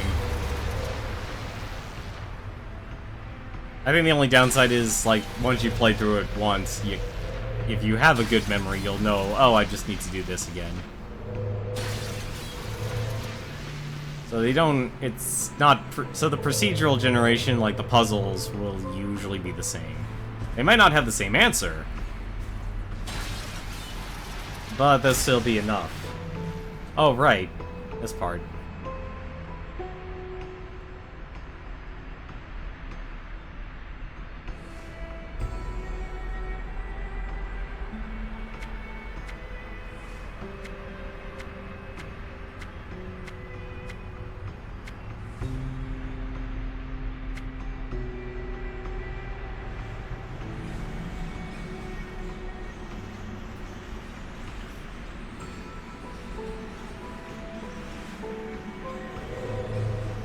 Have a nice little vision. Exposing the worst of who you are.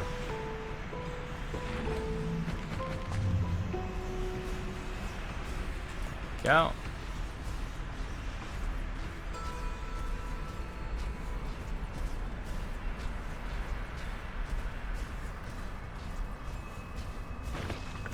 More free stuff.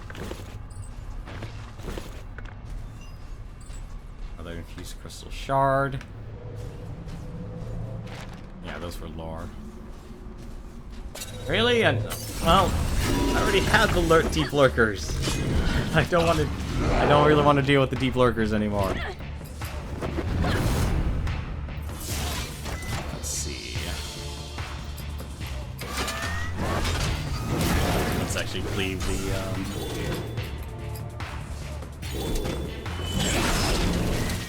Oh, I kind of wish I went for the guard.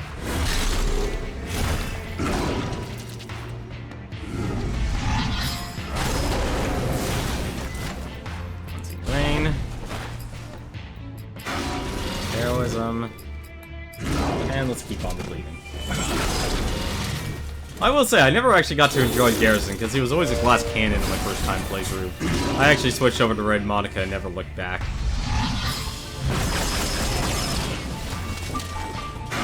That is why we use the gun.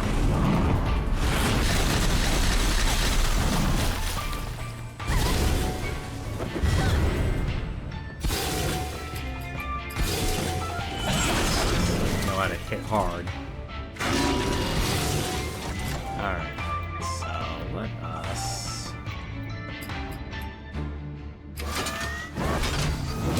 I really gotta stop. I gotta be greedy. I've gotta be greedy and just start using my mana. I have 400 mana. There's no reason for me not to use any of my mana or use my burst bar. I am being incredibly dumb in terms of strategy.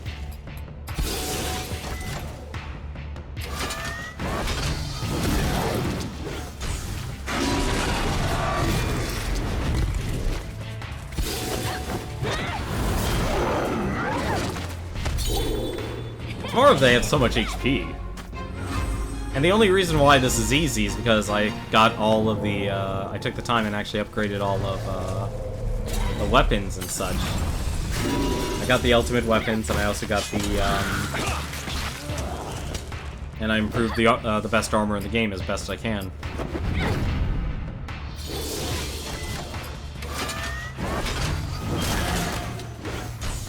Like, I actually do like it when you are able to chain all of the enemies together.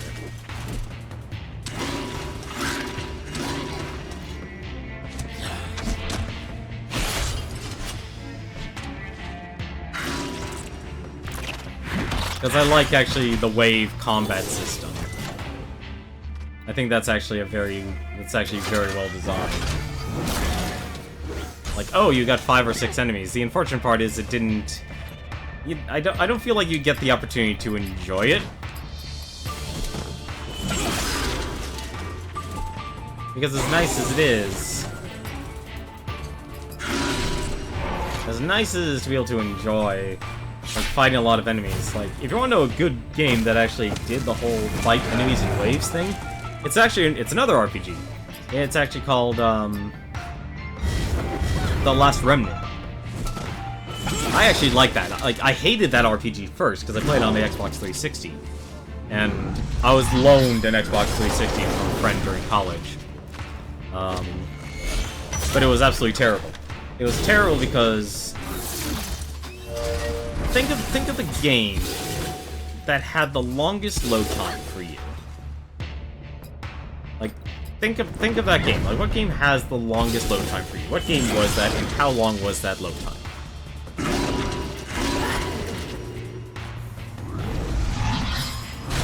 Like, so take that idea that you have. It's like longest load time you've ever had for transitioning from one screen to the other.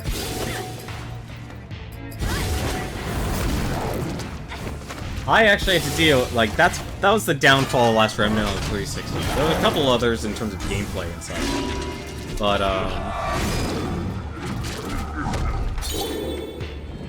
for when it came to the loading screens and stuff, because the way they designed it was, oh please, not another one of you. Where the heck's the Lich? Which is not here.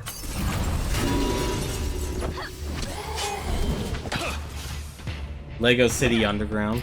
Okay. So, think Lego City Underground.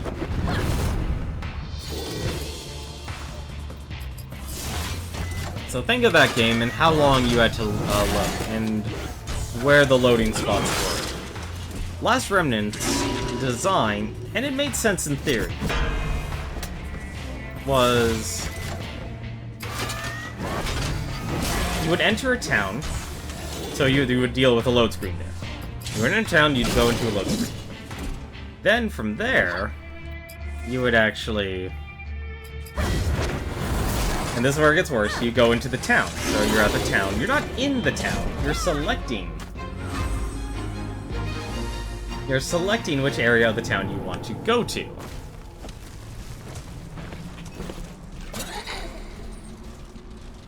So then you select that. So now you're in that section of the town. So you're in that section of the town, however, within there are buildings and such you can enter.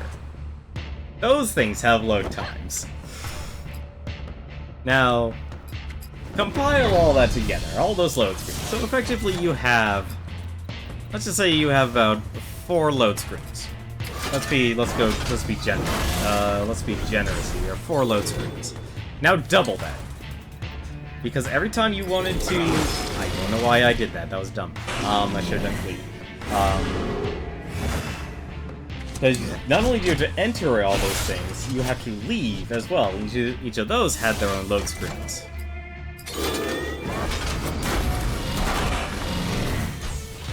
Also, I am totally not focused here right now, apparently.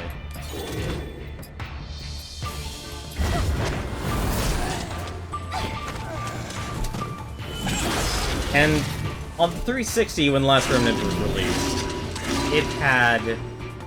let's see. So 3 minutes of load time on the console itself.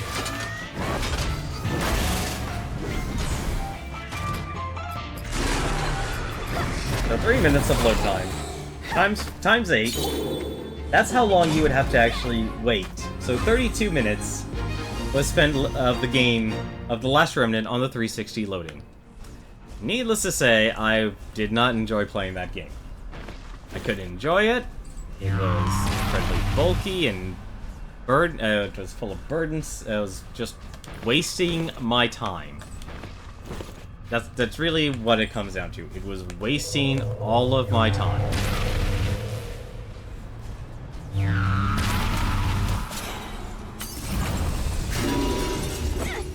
That reminds me, I still need to be playing Resonance of Fate. Never heard of that one. Unfortunately, don't know what that one is.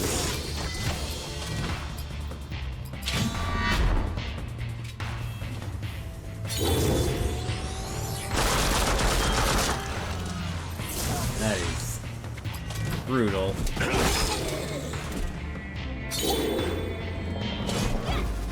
I'm not gonna say I enjoy being overpowered, but at the same time, if these guys are gonna go past the level cap, I don't mind giving them all I've got. These guys want to fight as hard as they can, I will throw it right back at them.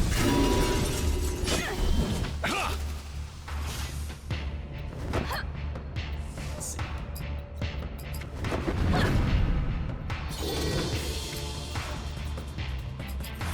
But what actually made me turn around about The Last Remnant as an RPG was that it got ported over to the PC.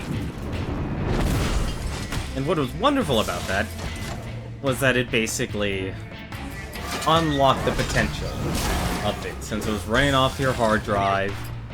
And this was before SSDs even, took off or anything like that. So I was still running an actual, like, HDD, a platter drive. And so the loading time was completely fixed, so I was actually able to play the game proper. And in there I discovered this is a wonderful tactical RPG game.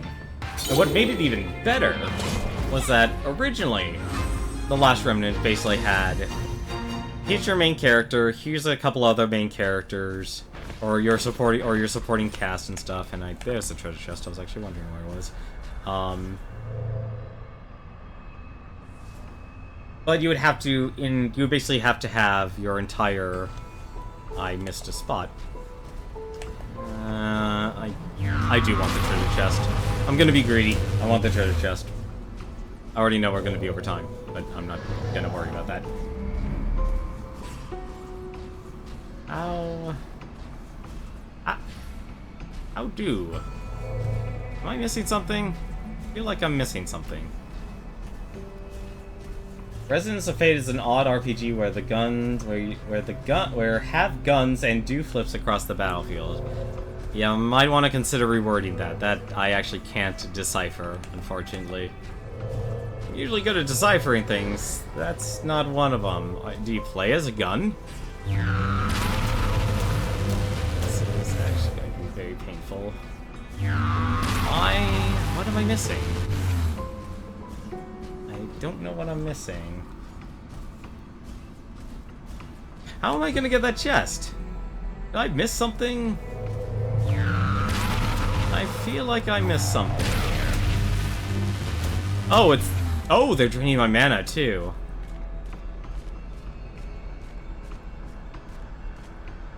I'm a little confused here. I actually don't know what needs to be done. Unless... Can I do that? No. Okay. Alright. Not gonna worry about it. I'm not gonna worry about the chest. Sorry, chest. You'll have to be sacrificed. But what made the Last Remnant really, really good was that you actually... Hopefully this actually restores my mana and such. What made it awesome was that you would have to originally create your squad out of normal units, but you would also have these hero units. They weren't necessarily stronger, but they were unique characters, so they had their own voices, they had, they had their own voices, they had their own stories and such, and you would have to actually work towards unlocking them. The downside is, though, originally in the Xbox 360 version, they would only take up the leadership position, and you had up to 5 leader points. So so that was it. So they would only take leaders, and the rest would basically be lemmings, or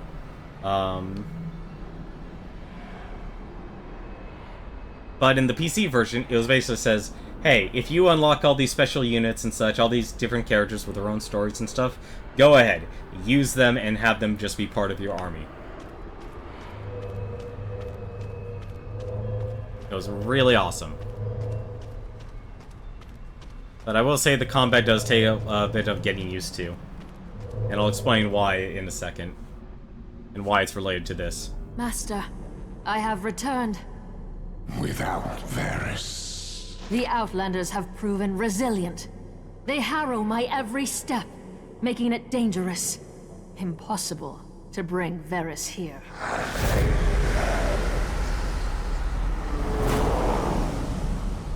You seem nervous. You will be free, Great One. I have crafted a vessel, one capable of removing you from your prison. With it, I can bring you to Night's Keep, where Varys awaits. A clever plan. One that might have worked had the Outlanders not killed your Farseer. With its death, the truth of your plan has been laid bare. I am no longer blind to your treachery. Great One, with the vessel, I can... Wash me on the heel of your boot. You think me a fool? No. I have a better idea. You are the blood of Varys. Your body will serve. No, Let no! the pact be complete. You could have been my queen. We're too late. We must strike now while he is weakened. Weakened. You dare stand before me with weapons drawn. Allow me to offer a more suitable challenge. Oh man, how many weird things can happen on this island? Show no fear. That's what she wants. She is dead, swordsman. Only Cadral remains. And Varys. Night's Keep can no longer protect him from my wrath. Now, may the shadows of your past consume you. So here's where things get interesting. These guys get your abilities. It's the mirror fight.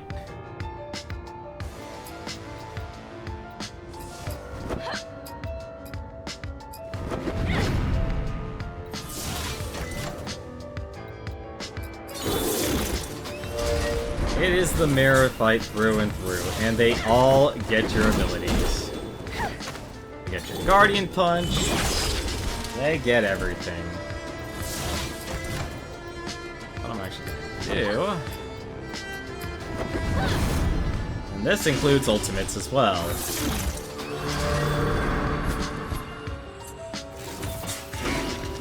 No, that sounds like it's gonna be hard to be explained. I believe you when you say it's probably very difficult to actually explain in full. Let's see, I might actually... I'm gonna do that. I'm gonna kill Garrison real quick. Sorry, shoot at Garrison. Garrison, go kill Garrison.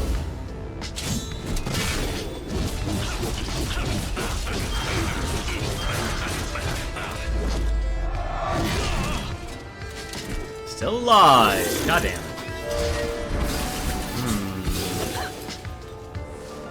How... yeah, reckoning... Might do it. Aw, darn it, it was the barrier swing.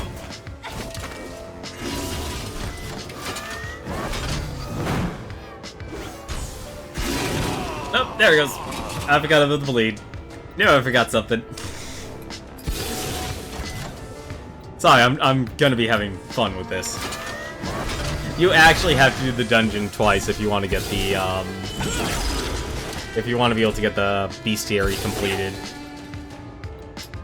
Let me think about this here. Still have that. I still have taunt. I'll probably just do this again.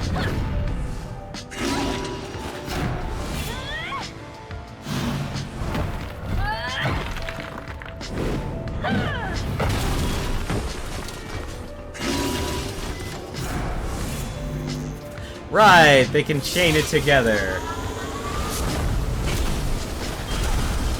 This is gonna be painful. And this is why I made sure he had as much defense as possible.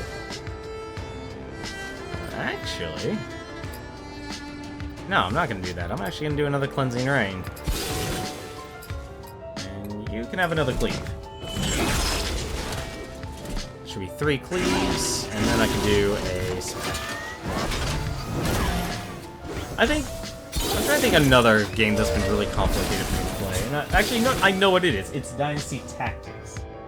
It's for the PlayStation 2. And the reason why that game was complicated was because... and this is just hard for me to wrap around my head around, was... so it's based off the Dynasty Warriors universe. But it wasn't like your Dynasty Warriors game. It was a very straightforward tactical game. So you would be able to move your units so many turns, but, and this is what made it awkward, attacking was done through tactical strategies. She crafted this vessel to remove him from this place. So she could destroy him. Yes. In doing so, she would free Varys from his pact, restoring his power. Destra remained loyal to him after all. Double-crossing a demon? My kind of gal. Kadral said he was going after Varys. In Night's Keep, yes. But it's impossible to enter the old vampire's castle. At least, it was. Kadral may now have the power to force his way in. What good will killing Varys do him now? Isn't he already dead? Sort of? By taking Destra as his vessel, Kadral has severed his bond with Varys. He will awaken, free from his curse. Kadral will want to reach him before that happens. Varys is that strong? Who cares? I say let him fight. Then we just need to kill whoever wins. Yeah, except if one fails to kill the other, we'll have both of them to deal with. Funny. I was over here thinking one super powerful force of evil would be too easy. Then we are in agreement. Both must die. To Night's Keep. There we go. Oh, right. We have the mythical treasure. It's by far the most complicated JRPG ever played on the PS3. That sounds... I didn't even need to make the Starforge plating, but I'm glad I did. Another Cold Iron Chain. And a Fate Stone... another Fate Stone Coffer. Very nice. Let's see... Before I jump over to Knight's Keep, there is actually... I'm actually okay with that. I'd rather have him have as much defense as possible. And I'm actually okay with increasing his attack power. I'm trying to balance, like, damage versus defense and such. I'm actually okay with doing this. Cold Iron Chain is a really good item, but compared to... I'm just worried how hard the bosses are gonna hit. Let me just put it that simply. But Dynasty Tactics, though, that was a really difficult RPG. Because you could actually run out of attacks. And when I say you run out of attacks, I mean your unit, like say it's Cow. And yes, I'm still gonna say Cow. Even after all these years. I know that's not how you say it, but still. It's ingrained to me since Dynasty Warriors 2. It's a hard habit to break. Was that when you ran out of moves, you quite literally ran out of moves. There was nothing else you could do.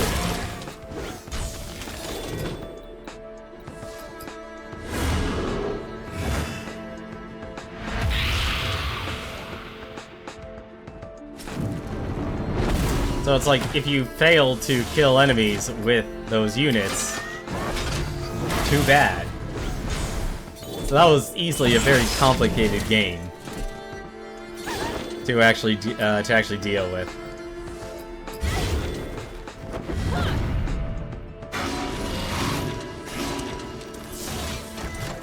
Let's do this.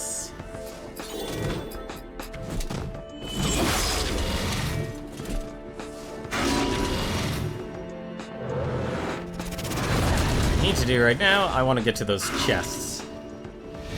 Because I want to see if I can open them now. I hope I can. If not, I don't remember how to open them up. And thank you for doing my work for me.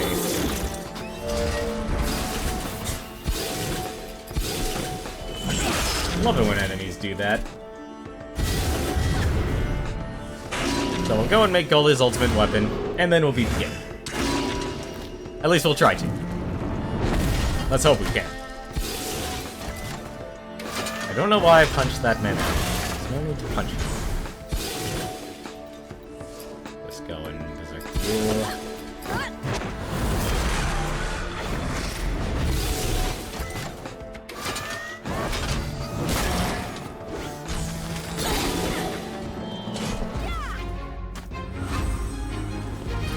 But I would definitely recommend trying out Red Monica and Nolan and such, because they made sure they're all viable characters to play. What else? And a sealed chest. Yeah, so you did need the crystal keys. So... Rare Tome of Knowledge. How many do I have? It's actually gonna bother me. Fused crystal shards, yeah. 10. I think how many there actually are. I think we're fine. What the heck was that ring? Winddrake's Pharaoh Loop. Bonus damage and haste. No, it doesn't have stamina. It doesn't have stamina. I'm not very interested in it.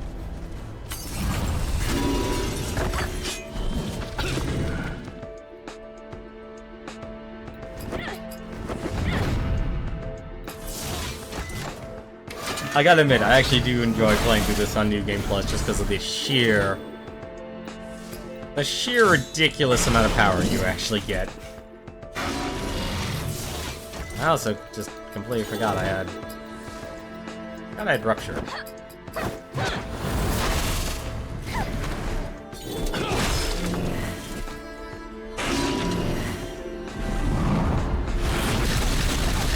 What other complicated games are out there? You know what's complicated for me? Crypto the Necrodancer. I, for one, I like dungeon crawlers. I really do. But once you throw a little bit of rhythm into it, I fell apart. Bars 5. There's the dragon scales. Very nice. I think there was one more. was down south. I'll check here. Can I just save myself the time? Oh, yes, I can.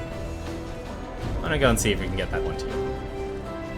We got the most important thing, the dragon scales. I will say at this point, though, the game really...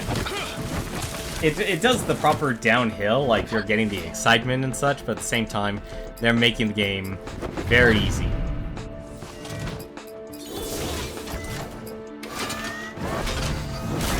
I mean, I guess maybe not easy. Because a lot of this is in your control of how difficult you want to make this game. Because it depends, like, do you want to do the dungeons on normal difficulty? Do you want to do them on legendary? Are you going to take your time crafting items, which will often require playing through the dungeons multiple times? Will you be willing to... The hero's art style seems strange. Strange up Jack from War Machine / Hordes. Never heard of that one before. Which one is that, Penguin Witch Doctor? I can tell you the art style is by Joe Materaria. He's the one who was also the art lead for Darksiders 2, obviously, and he actually created this comic. This was originally a comic series. I wouldn't say my mistake. I think it's interesting. I would like to know more about War Machine and Hordes. Sounds interesting, honestly.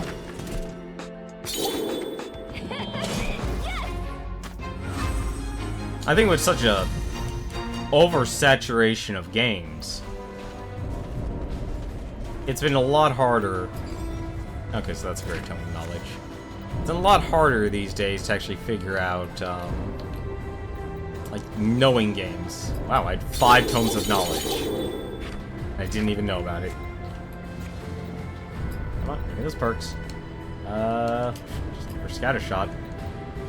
Get maced up. Increase AP bonus when parrying, bot 5%, start strong. That's, oh, yeah, I'll definitely give him start strong. Let's make sure it's the only thing he can really take. It's a tabletop war game. It has PC. It has a PC game like XCOM, but it's so. How old? Okay, well, question then: how old is said game, Penguin Witch Doctor? I think that's a good barometer for your starting point. There's a lot of PC games that haven't exactly aged well.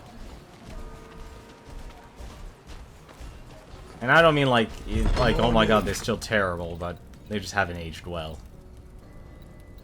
Let's see, where was it? Ah, Dragonkind. There we go. Make Gully's ultimate weapon. And why not, since actually I'm here and I can. Actually, no, I'll do my enchantment first. Come on, Devay. Came out after XCOM Enemy Unknown. Interesting. There we go. So she loses a bit of defense. She gains a lot of attack power. But the one thing she's missing magic defense. Action. That's actually the one magic defense ring I have. It's more HP, but less attack. I'm willing to compromise on that.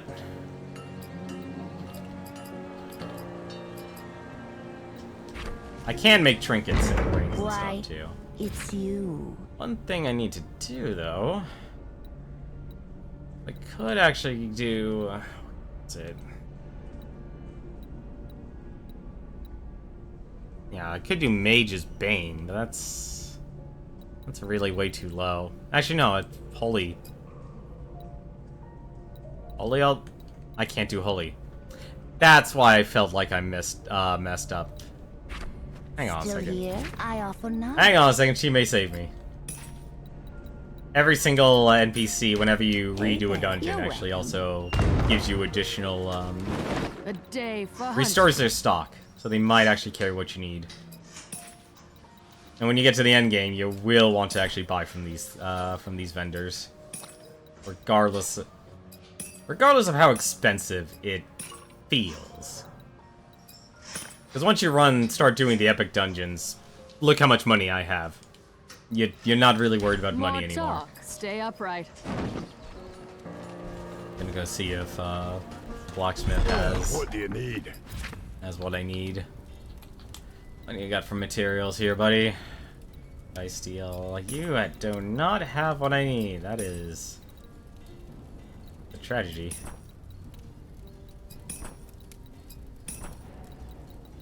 Don't think I can actually craft. There's work Can I for thee. craft? No, I can't, unfortunately.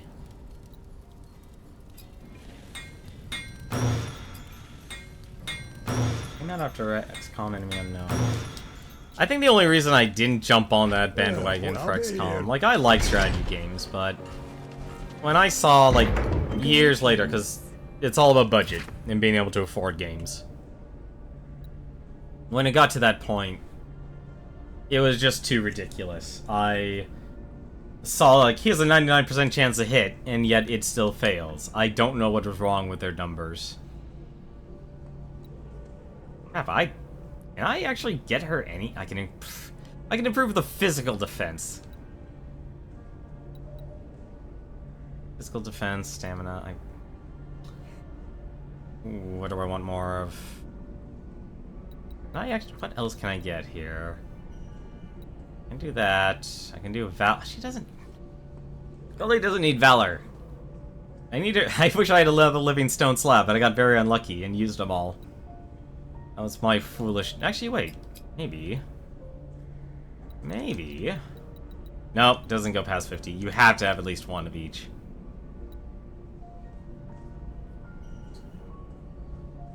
And some bonus damage. I'd rather have... I can't even do Blade Fiend! God damn it. The one thing I actually want.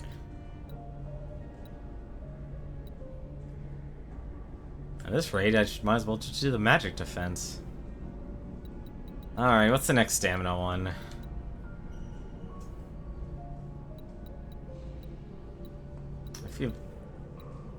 I feel dumb, not because I don't have what I need. Just increase the attack power, but that's not exactly the best. I know, I honestly want to shake my head. Just, why? Because I want to actually put on a good enchantment on this, but I'm not going to be able to. I'm going to give it the... How much is that? Everything's 20... Is everything 25? Yeah, everything's 25. Fine, here. She needs magic defense anyway. Just put on Mage's Bane. I give up. Let's see. Okay, all of those are actually enchanted. Right. Why, anytime. Oh, buddy. I'm curious about one other thing. Oops, that's selling. Let's see. Technically, I could take a chance and roll for a living shard, but that's really dumb for the boxes. Like I said, it takes a lot of perk points. So you have to do a lot of farming for shadow coins. I think I have everyone maxed out. This is as best as I can get them. Best as I can get them with as little compromise as possible. I think the only thing I can do... there is actually one thing else I can do. One last thing. Yeah, I'm still here. Now, I've never actually forged many of the accessories here. Part of it is apparently I've not forged any of this refined sky steel ignits. Come on. I will need a lot of these. What I need to see here... Yeah. I'm just trying to look for defense. No, that's a loss. It's a gain, but it's also a loss of stamina. I'm not doing that. Nope. Okay. No, I'm not going to be able to get any better items.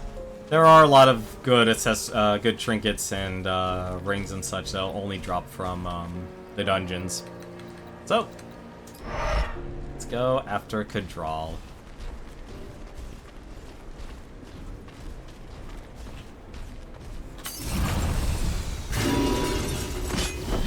And I ran into an airship.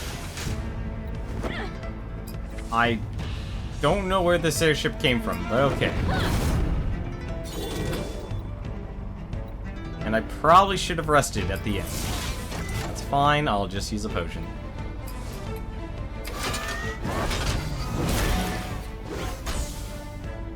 you actually do have to fight a lot of ships, because there is actually 2 bosses for the Sky Bandits.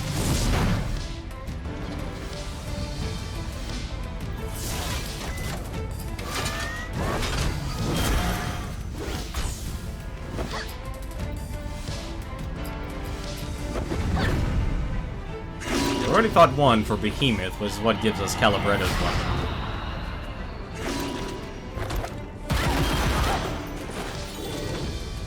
Now we can actually just start cleaving.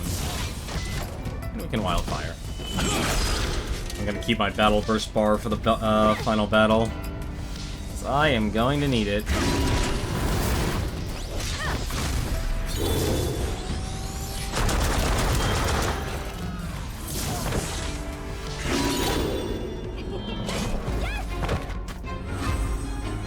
This is basically your point of no return. And the reason, actually, what's going to make me... Actually, no, it just auto-saved, actually, so it should be fine. The Knight's Keep. A foreboding castle looms overhead.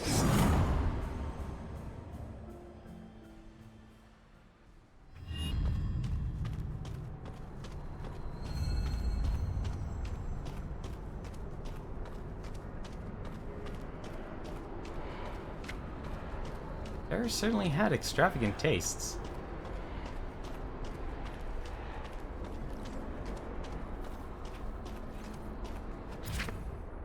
One last place where you can do some crafting. Speaking of crafting. I completely forgot to craft. Oh no, I can't craft them. Damn it! Oh, I can craft this one. I can't craft Red Monica's weapon. Oh well. Awfully quiet.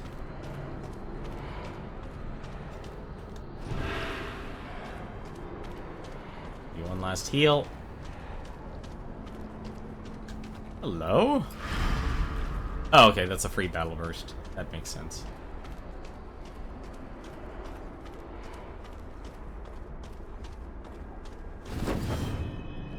Just gonna try and cheat this a little bit.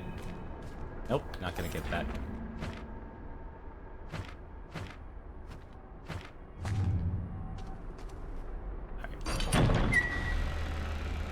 So what I'm gonna try and do... Originally, I was...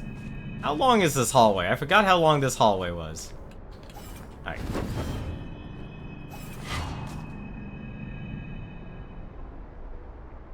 Oh. Varys isn't here, I'm afraid. He and his witch played a clever game indeed. But no matter. Wherever he's fled, I will find him. You could join me. The only place you're going is back in your cage. Aluman, you haven't told your companions, have you? The nature of the very magic that sustains you. The same as mine. Blood magic. We figured it out. Ah, swordsman. I see darkness within you. Why do you fight against this greatest of gifts? There is a shadow in each of you. The good is but a cage for the ambitious darkness within. I can make you powerful. I can set you free. Your words are empty, demon. You speak of power and freedom, yet your own skin is a prison. Come now. Let's end this.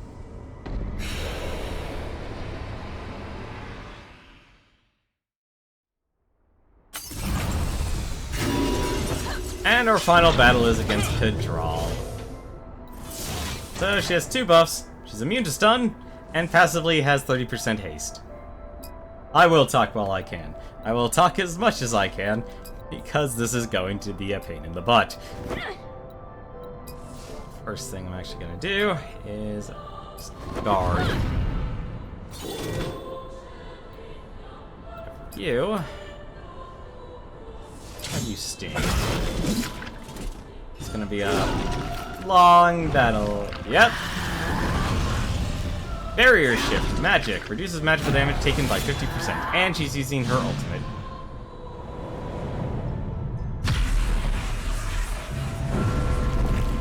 And she casts Doom. So in 5 turns, mark a Cadral. 190,000 damage. Piercing damage, which is basically true damage after 5 actions have been taken. Kinda powerful. Just a little bit. Just a little bit.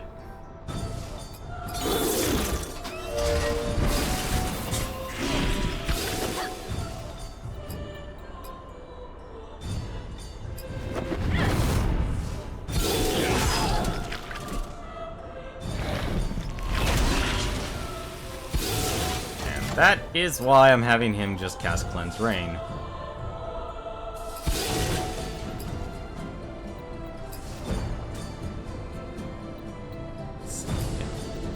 Trying to think what would actually be the best ability here. Fortunately, actually, right now, I need this. I need to... I just realized that's non-dispellable. That is non-dispellable. Crap. Alright, well. Have her do as much damage as possible before she goes flat on her face.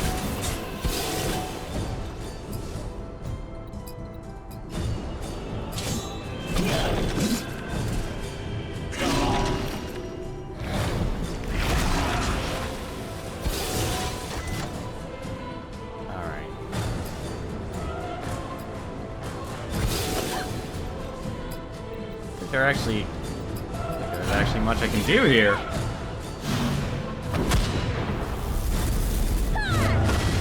There used to be a way to live through that. Not anymore. That's kind of painful, honestly. Oh, there is shift to physical.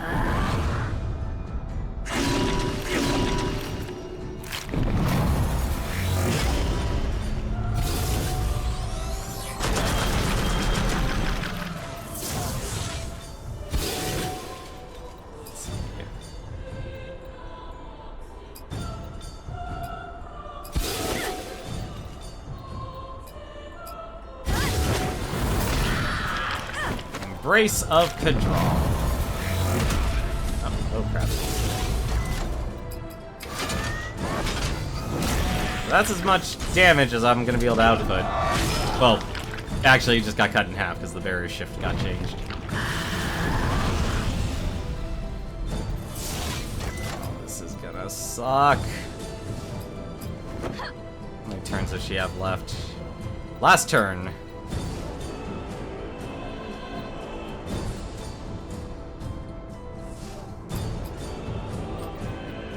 This is gonna suck, but I need her to do this. She's gonna die. What I'm going to do, this is why you have items.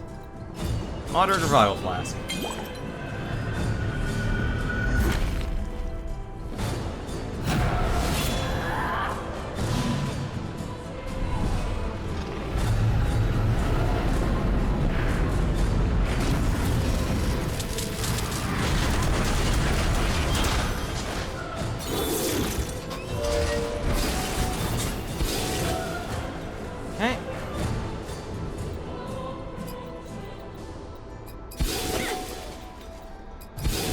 Oh, I messed that up. Oh no, she already had a bleed still. Cool. I done good by accident. I'm okay with this. This is the time where you should not worry about your overcharges. Just try and get as much damage done as possible.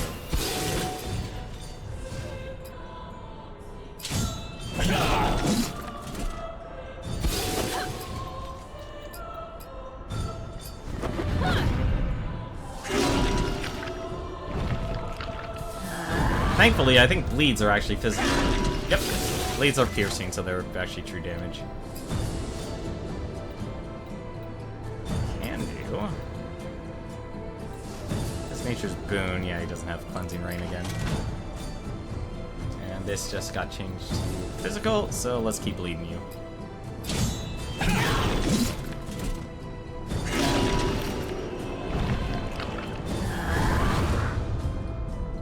Blood Fortress. What did that? Oh, that added a shield. Okay.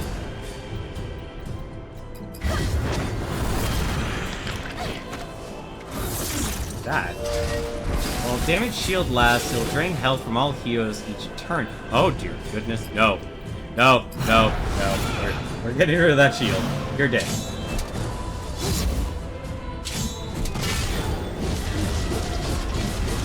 Never mind, you might not be dead. You're probably not dead. You're not dead, and that's a gigantic shield. I have made a horrible, horrible mistake.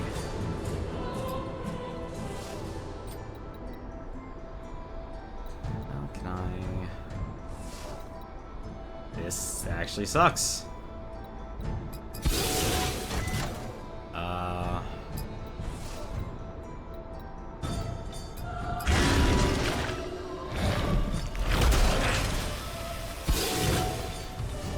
Is that still physical? It's not physical, unfortunately. Actually... No, this is faster, actually.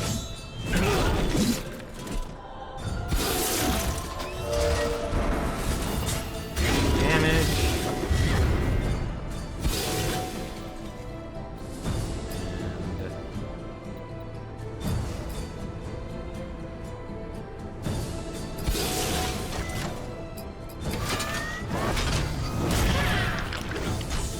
Who made DeviantArt a boss? I like the design for Kadral. Like this, like I said, I like Joe Madureira's art style. I really do. I think it's great.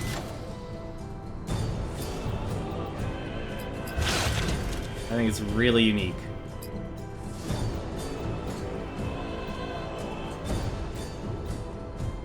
I just realized I could have been doing piercing damage this entire time.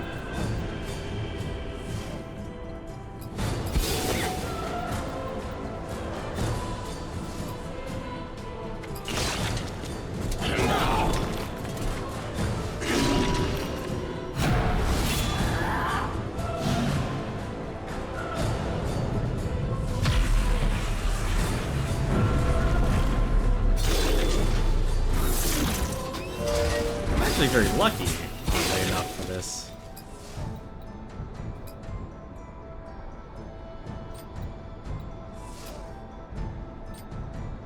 Actually, how? I'm turn remaining. Can I actually get? I can actually get the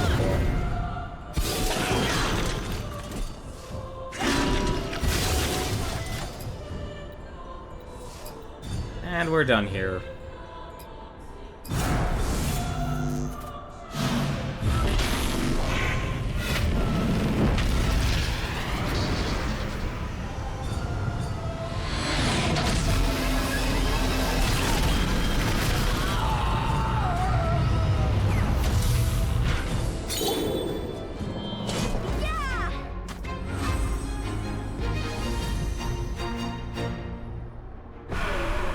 Oblivion is calling your name, demon.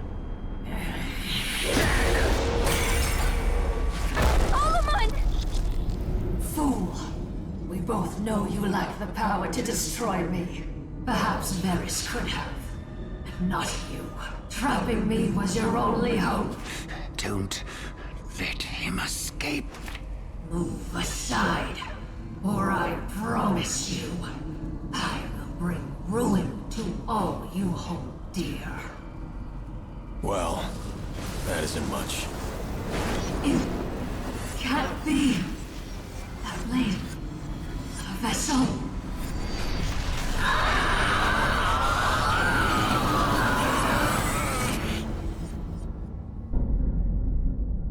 Garrison! Are you alright? I will be. Well, you could have done that sooner. I wasn't sure it would work. Not on a demon. How many has it consumed? Hey, Devil Hunter. Back off. He's got his reasons. We've dealt with Kadral, at least for now. But what about Varys? Varys is free of the demon's curse. Even now, his powers are returning. When they do, then I'm afraid we'll know. We can't just wait around for that to happen. We have to find him. Yes, I suppose we do. Here we go again.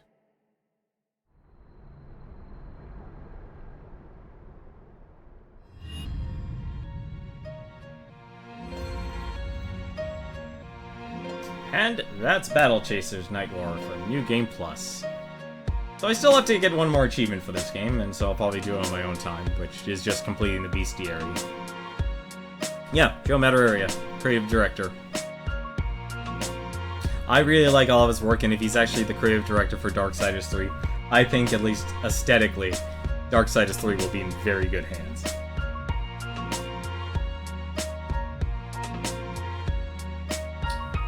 For a Kickstarter game, they did a great job. Like, they really learned a lot from working with Red Hook. That's the end of the game? Almost. But in terms of gameplay, yes, it is the end.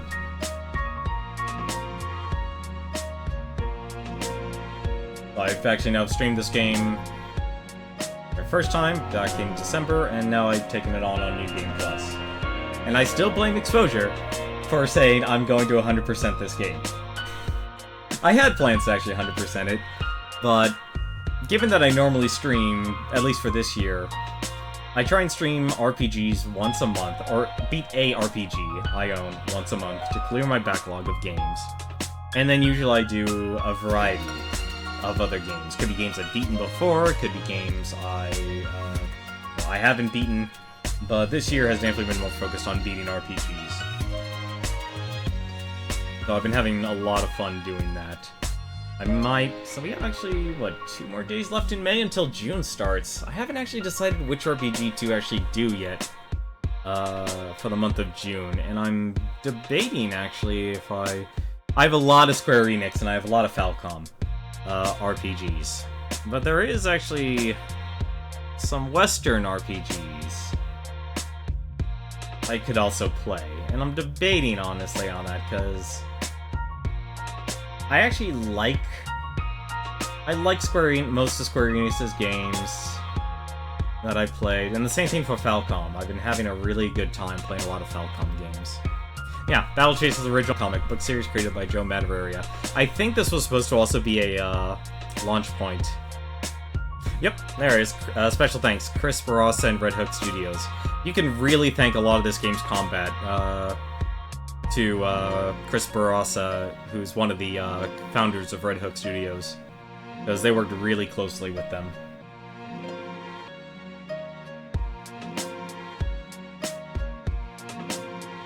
And so you have that dynamic bursting, you can't just spam attack.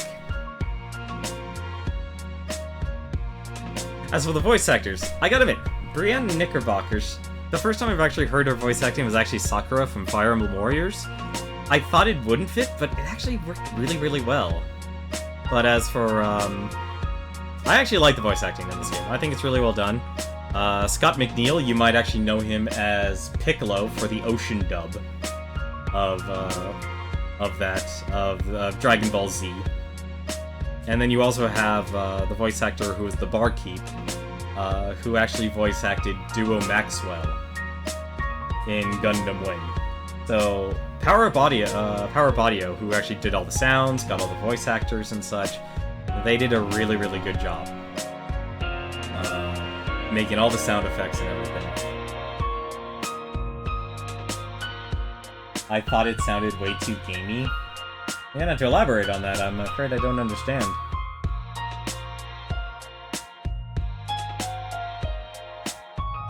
It didn't seem natural, it seemed like someone acting for a game, which is a pet hate of mine.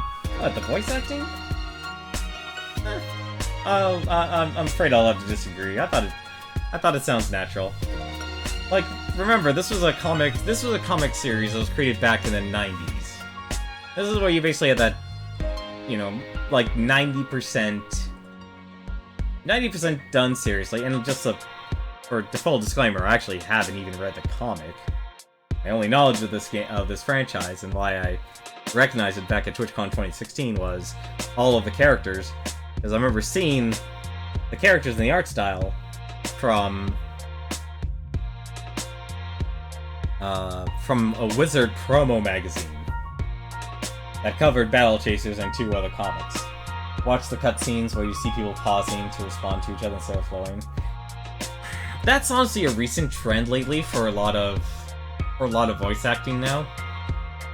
It's because voice acting is very decentralized in the world, so you don't actually have people in a single studio saying their lines right next to each other. It's people saying their lines and giving the best performance they can, but they're in different countries altogether. So it's really putting it on the hands of people like Power Up Audio, their staff, to actually make it sound as natural as possible, or to make it flow.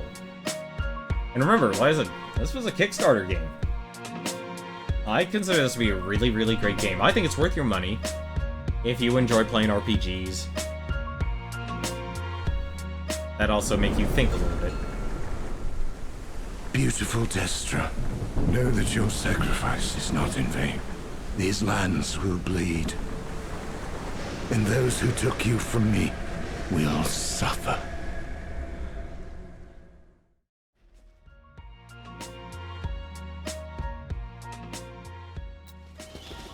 There we go. I've kind of played this game for a long time.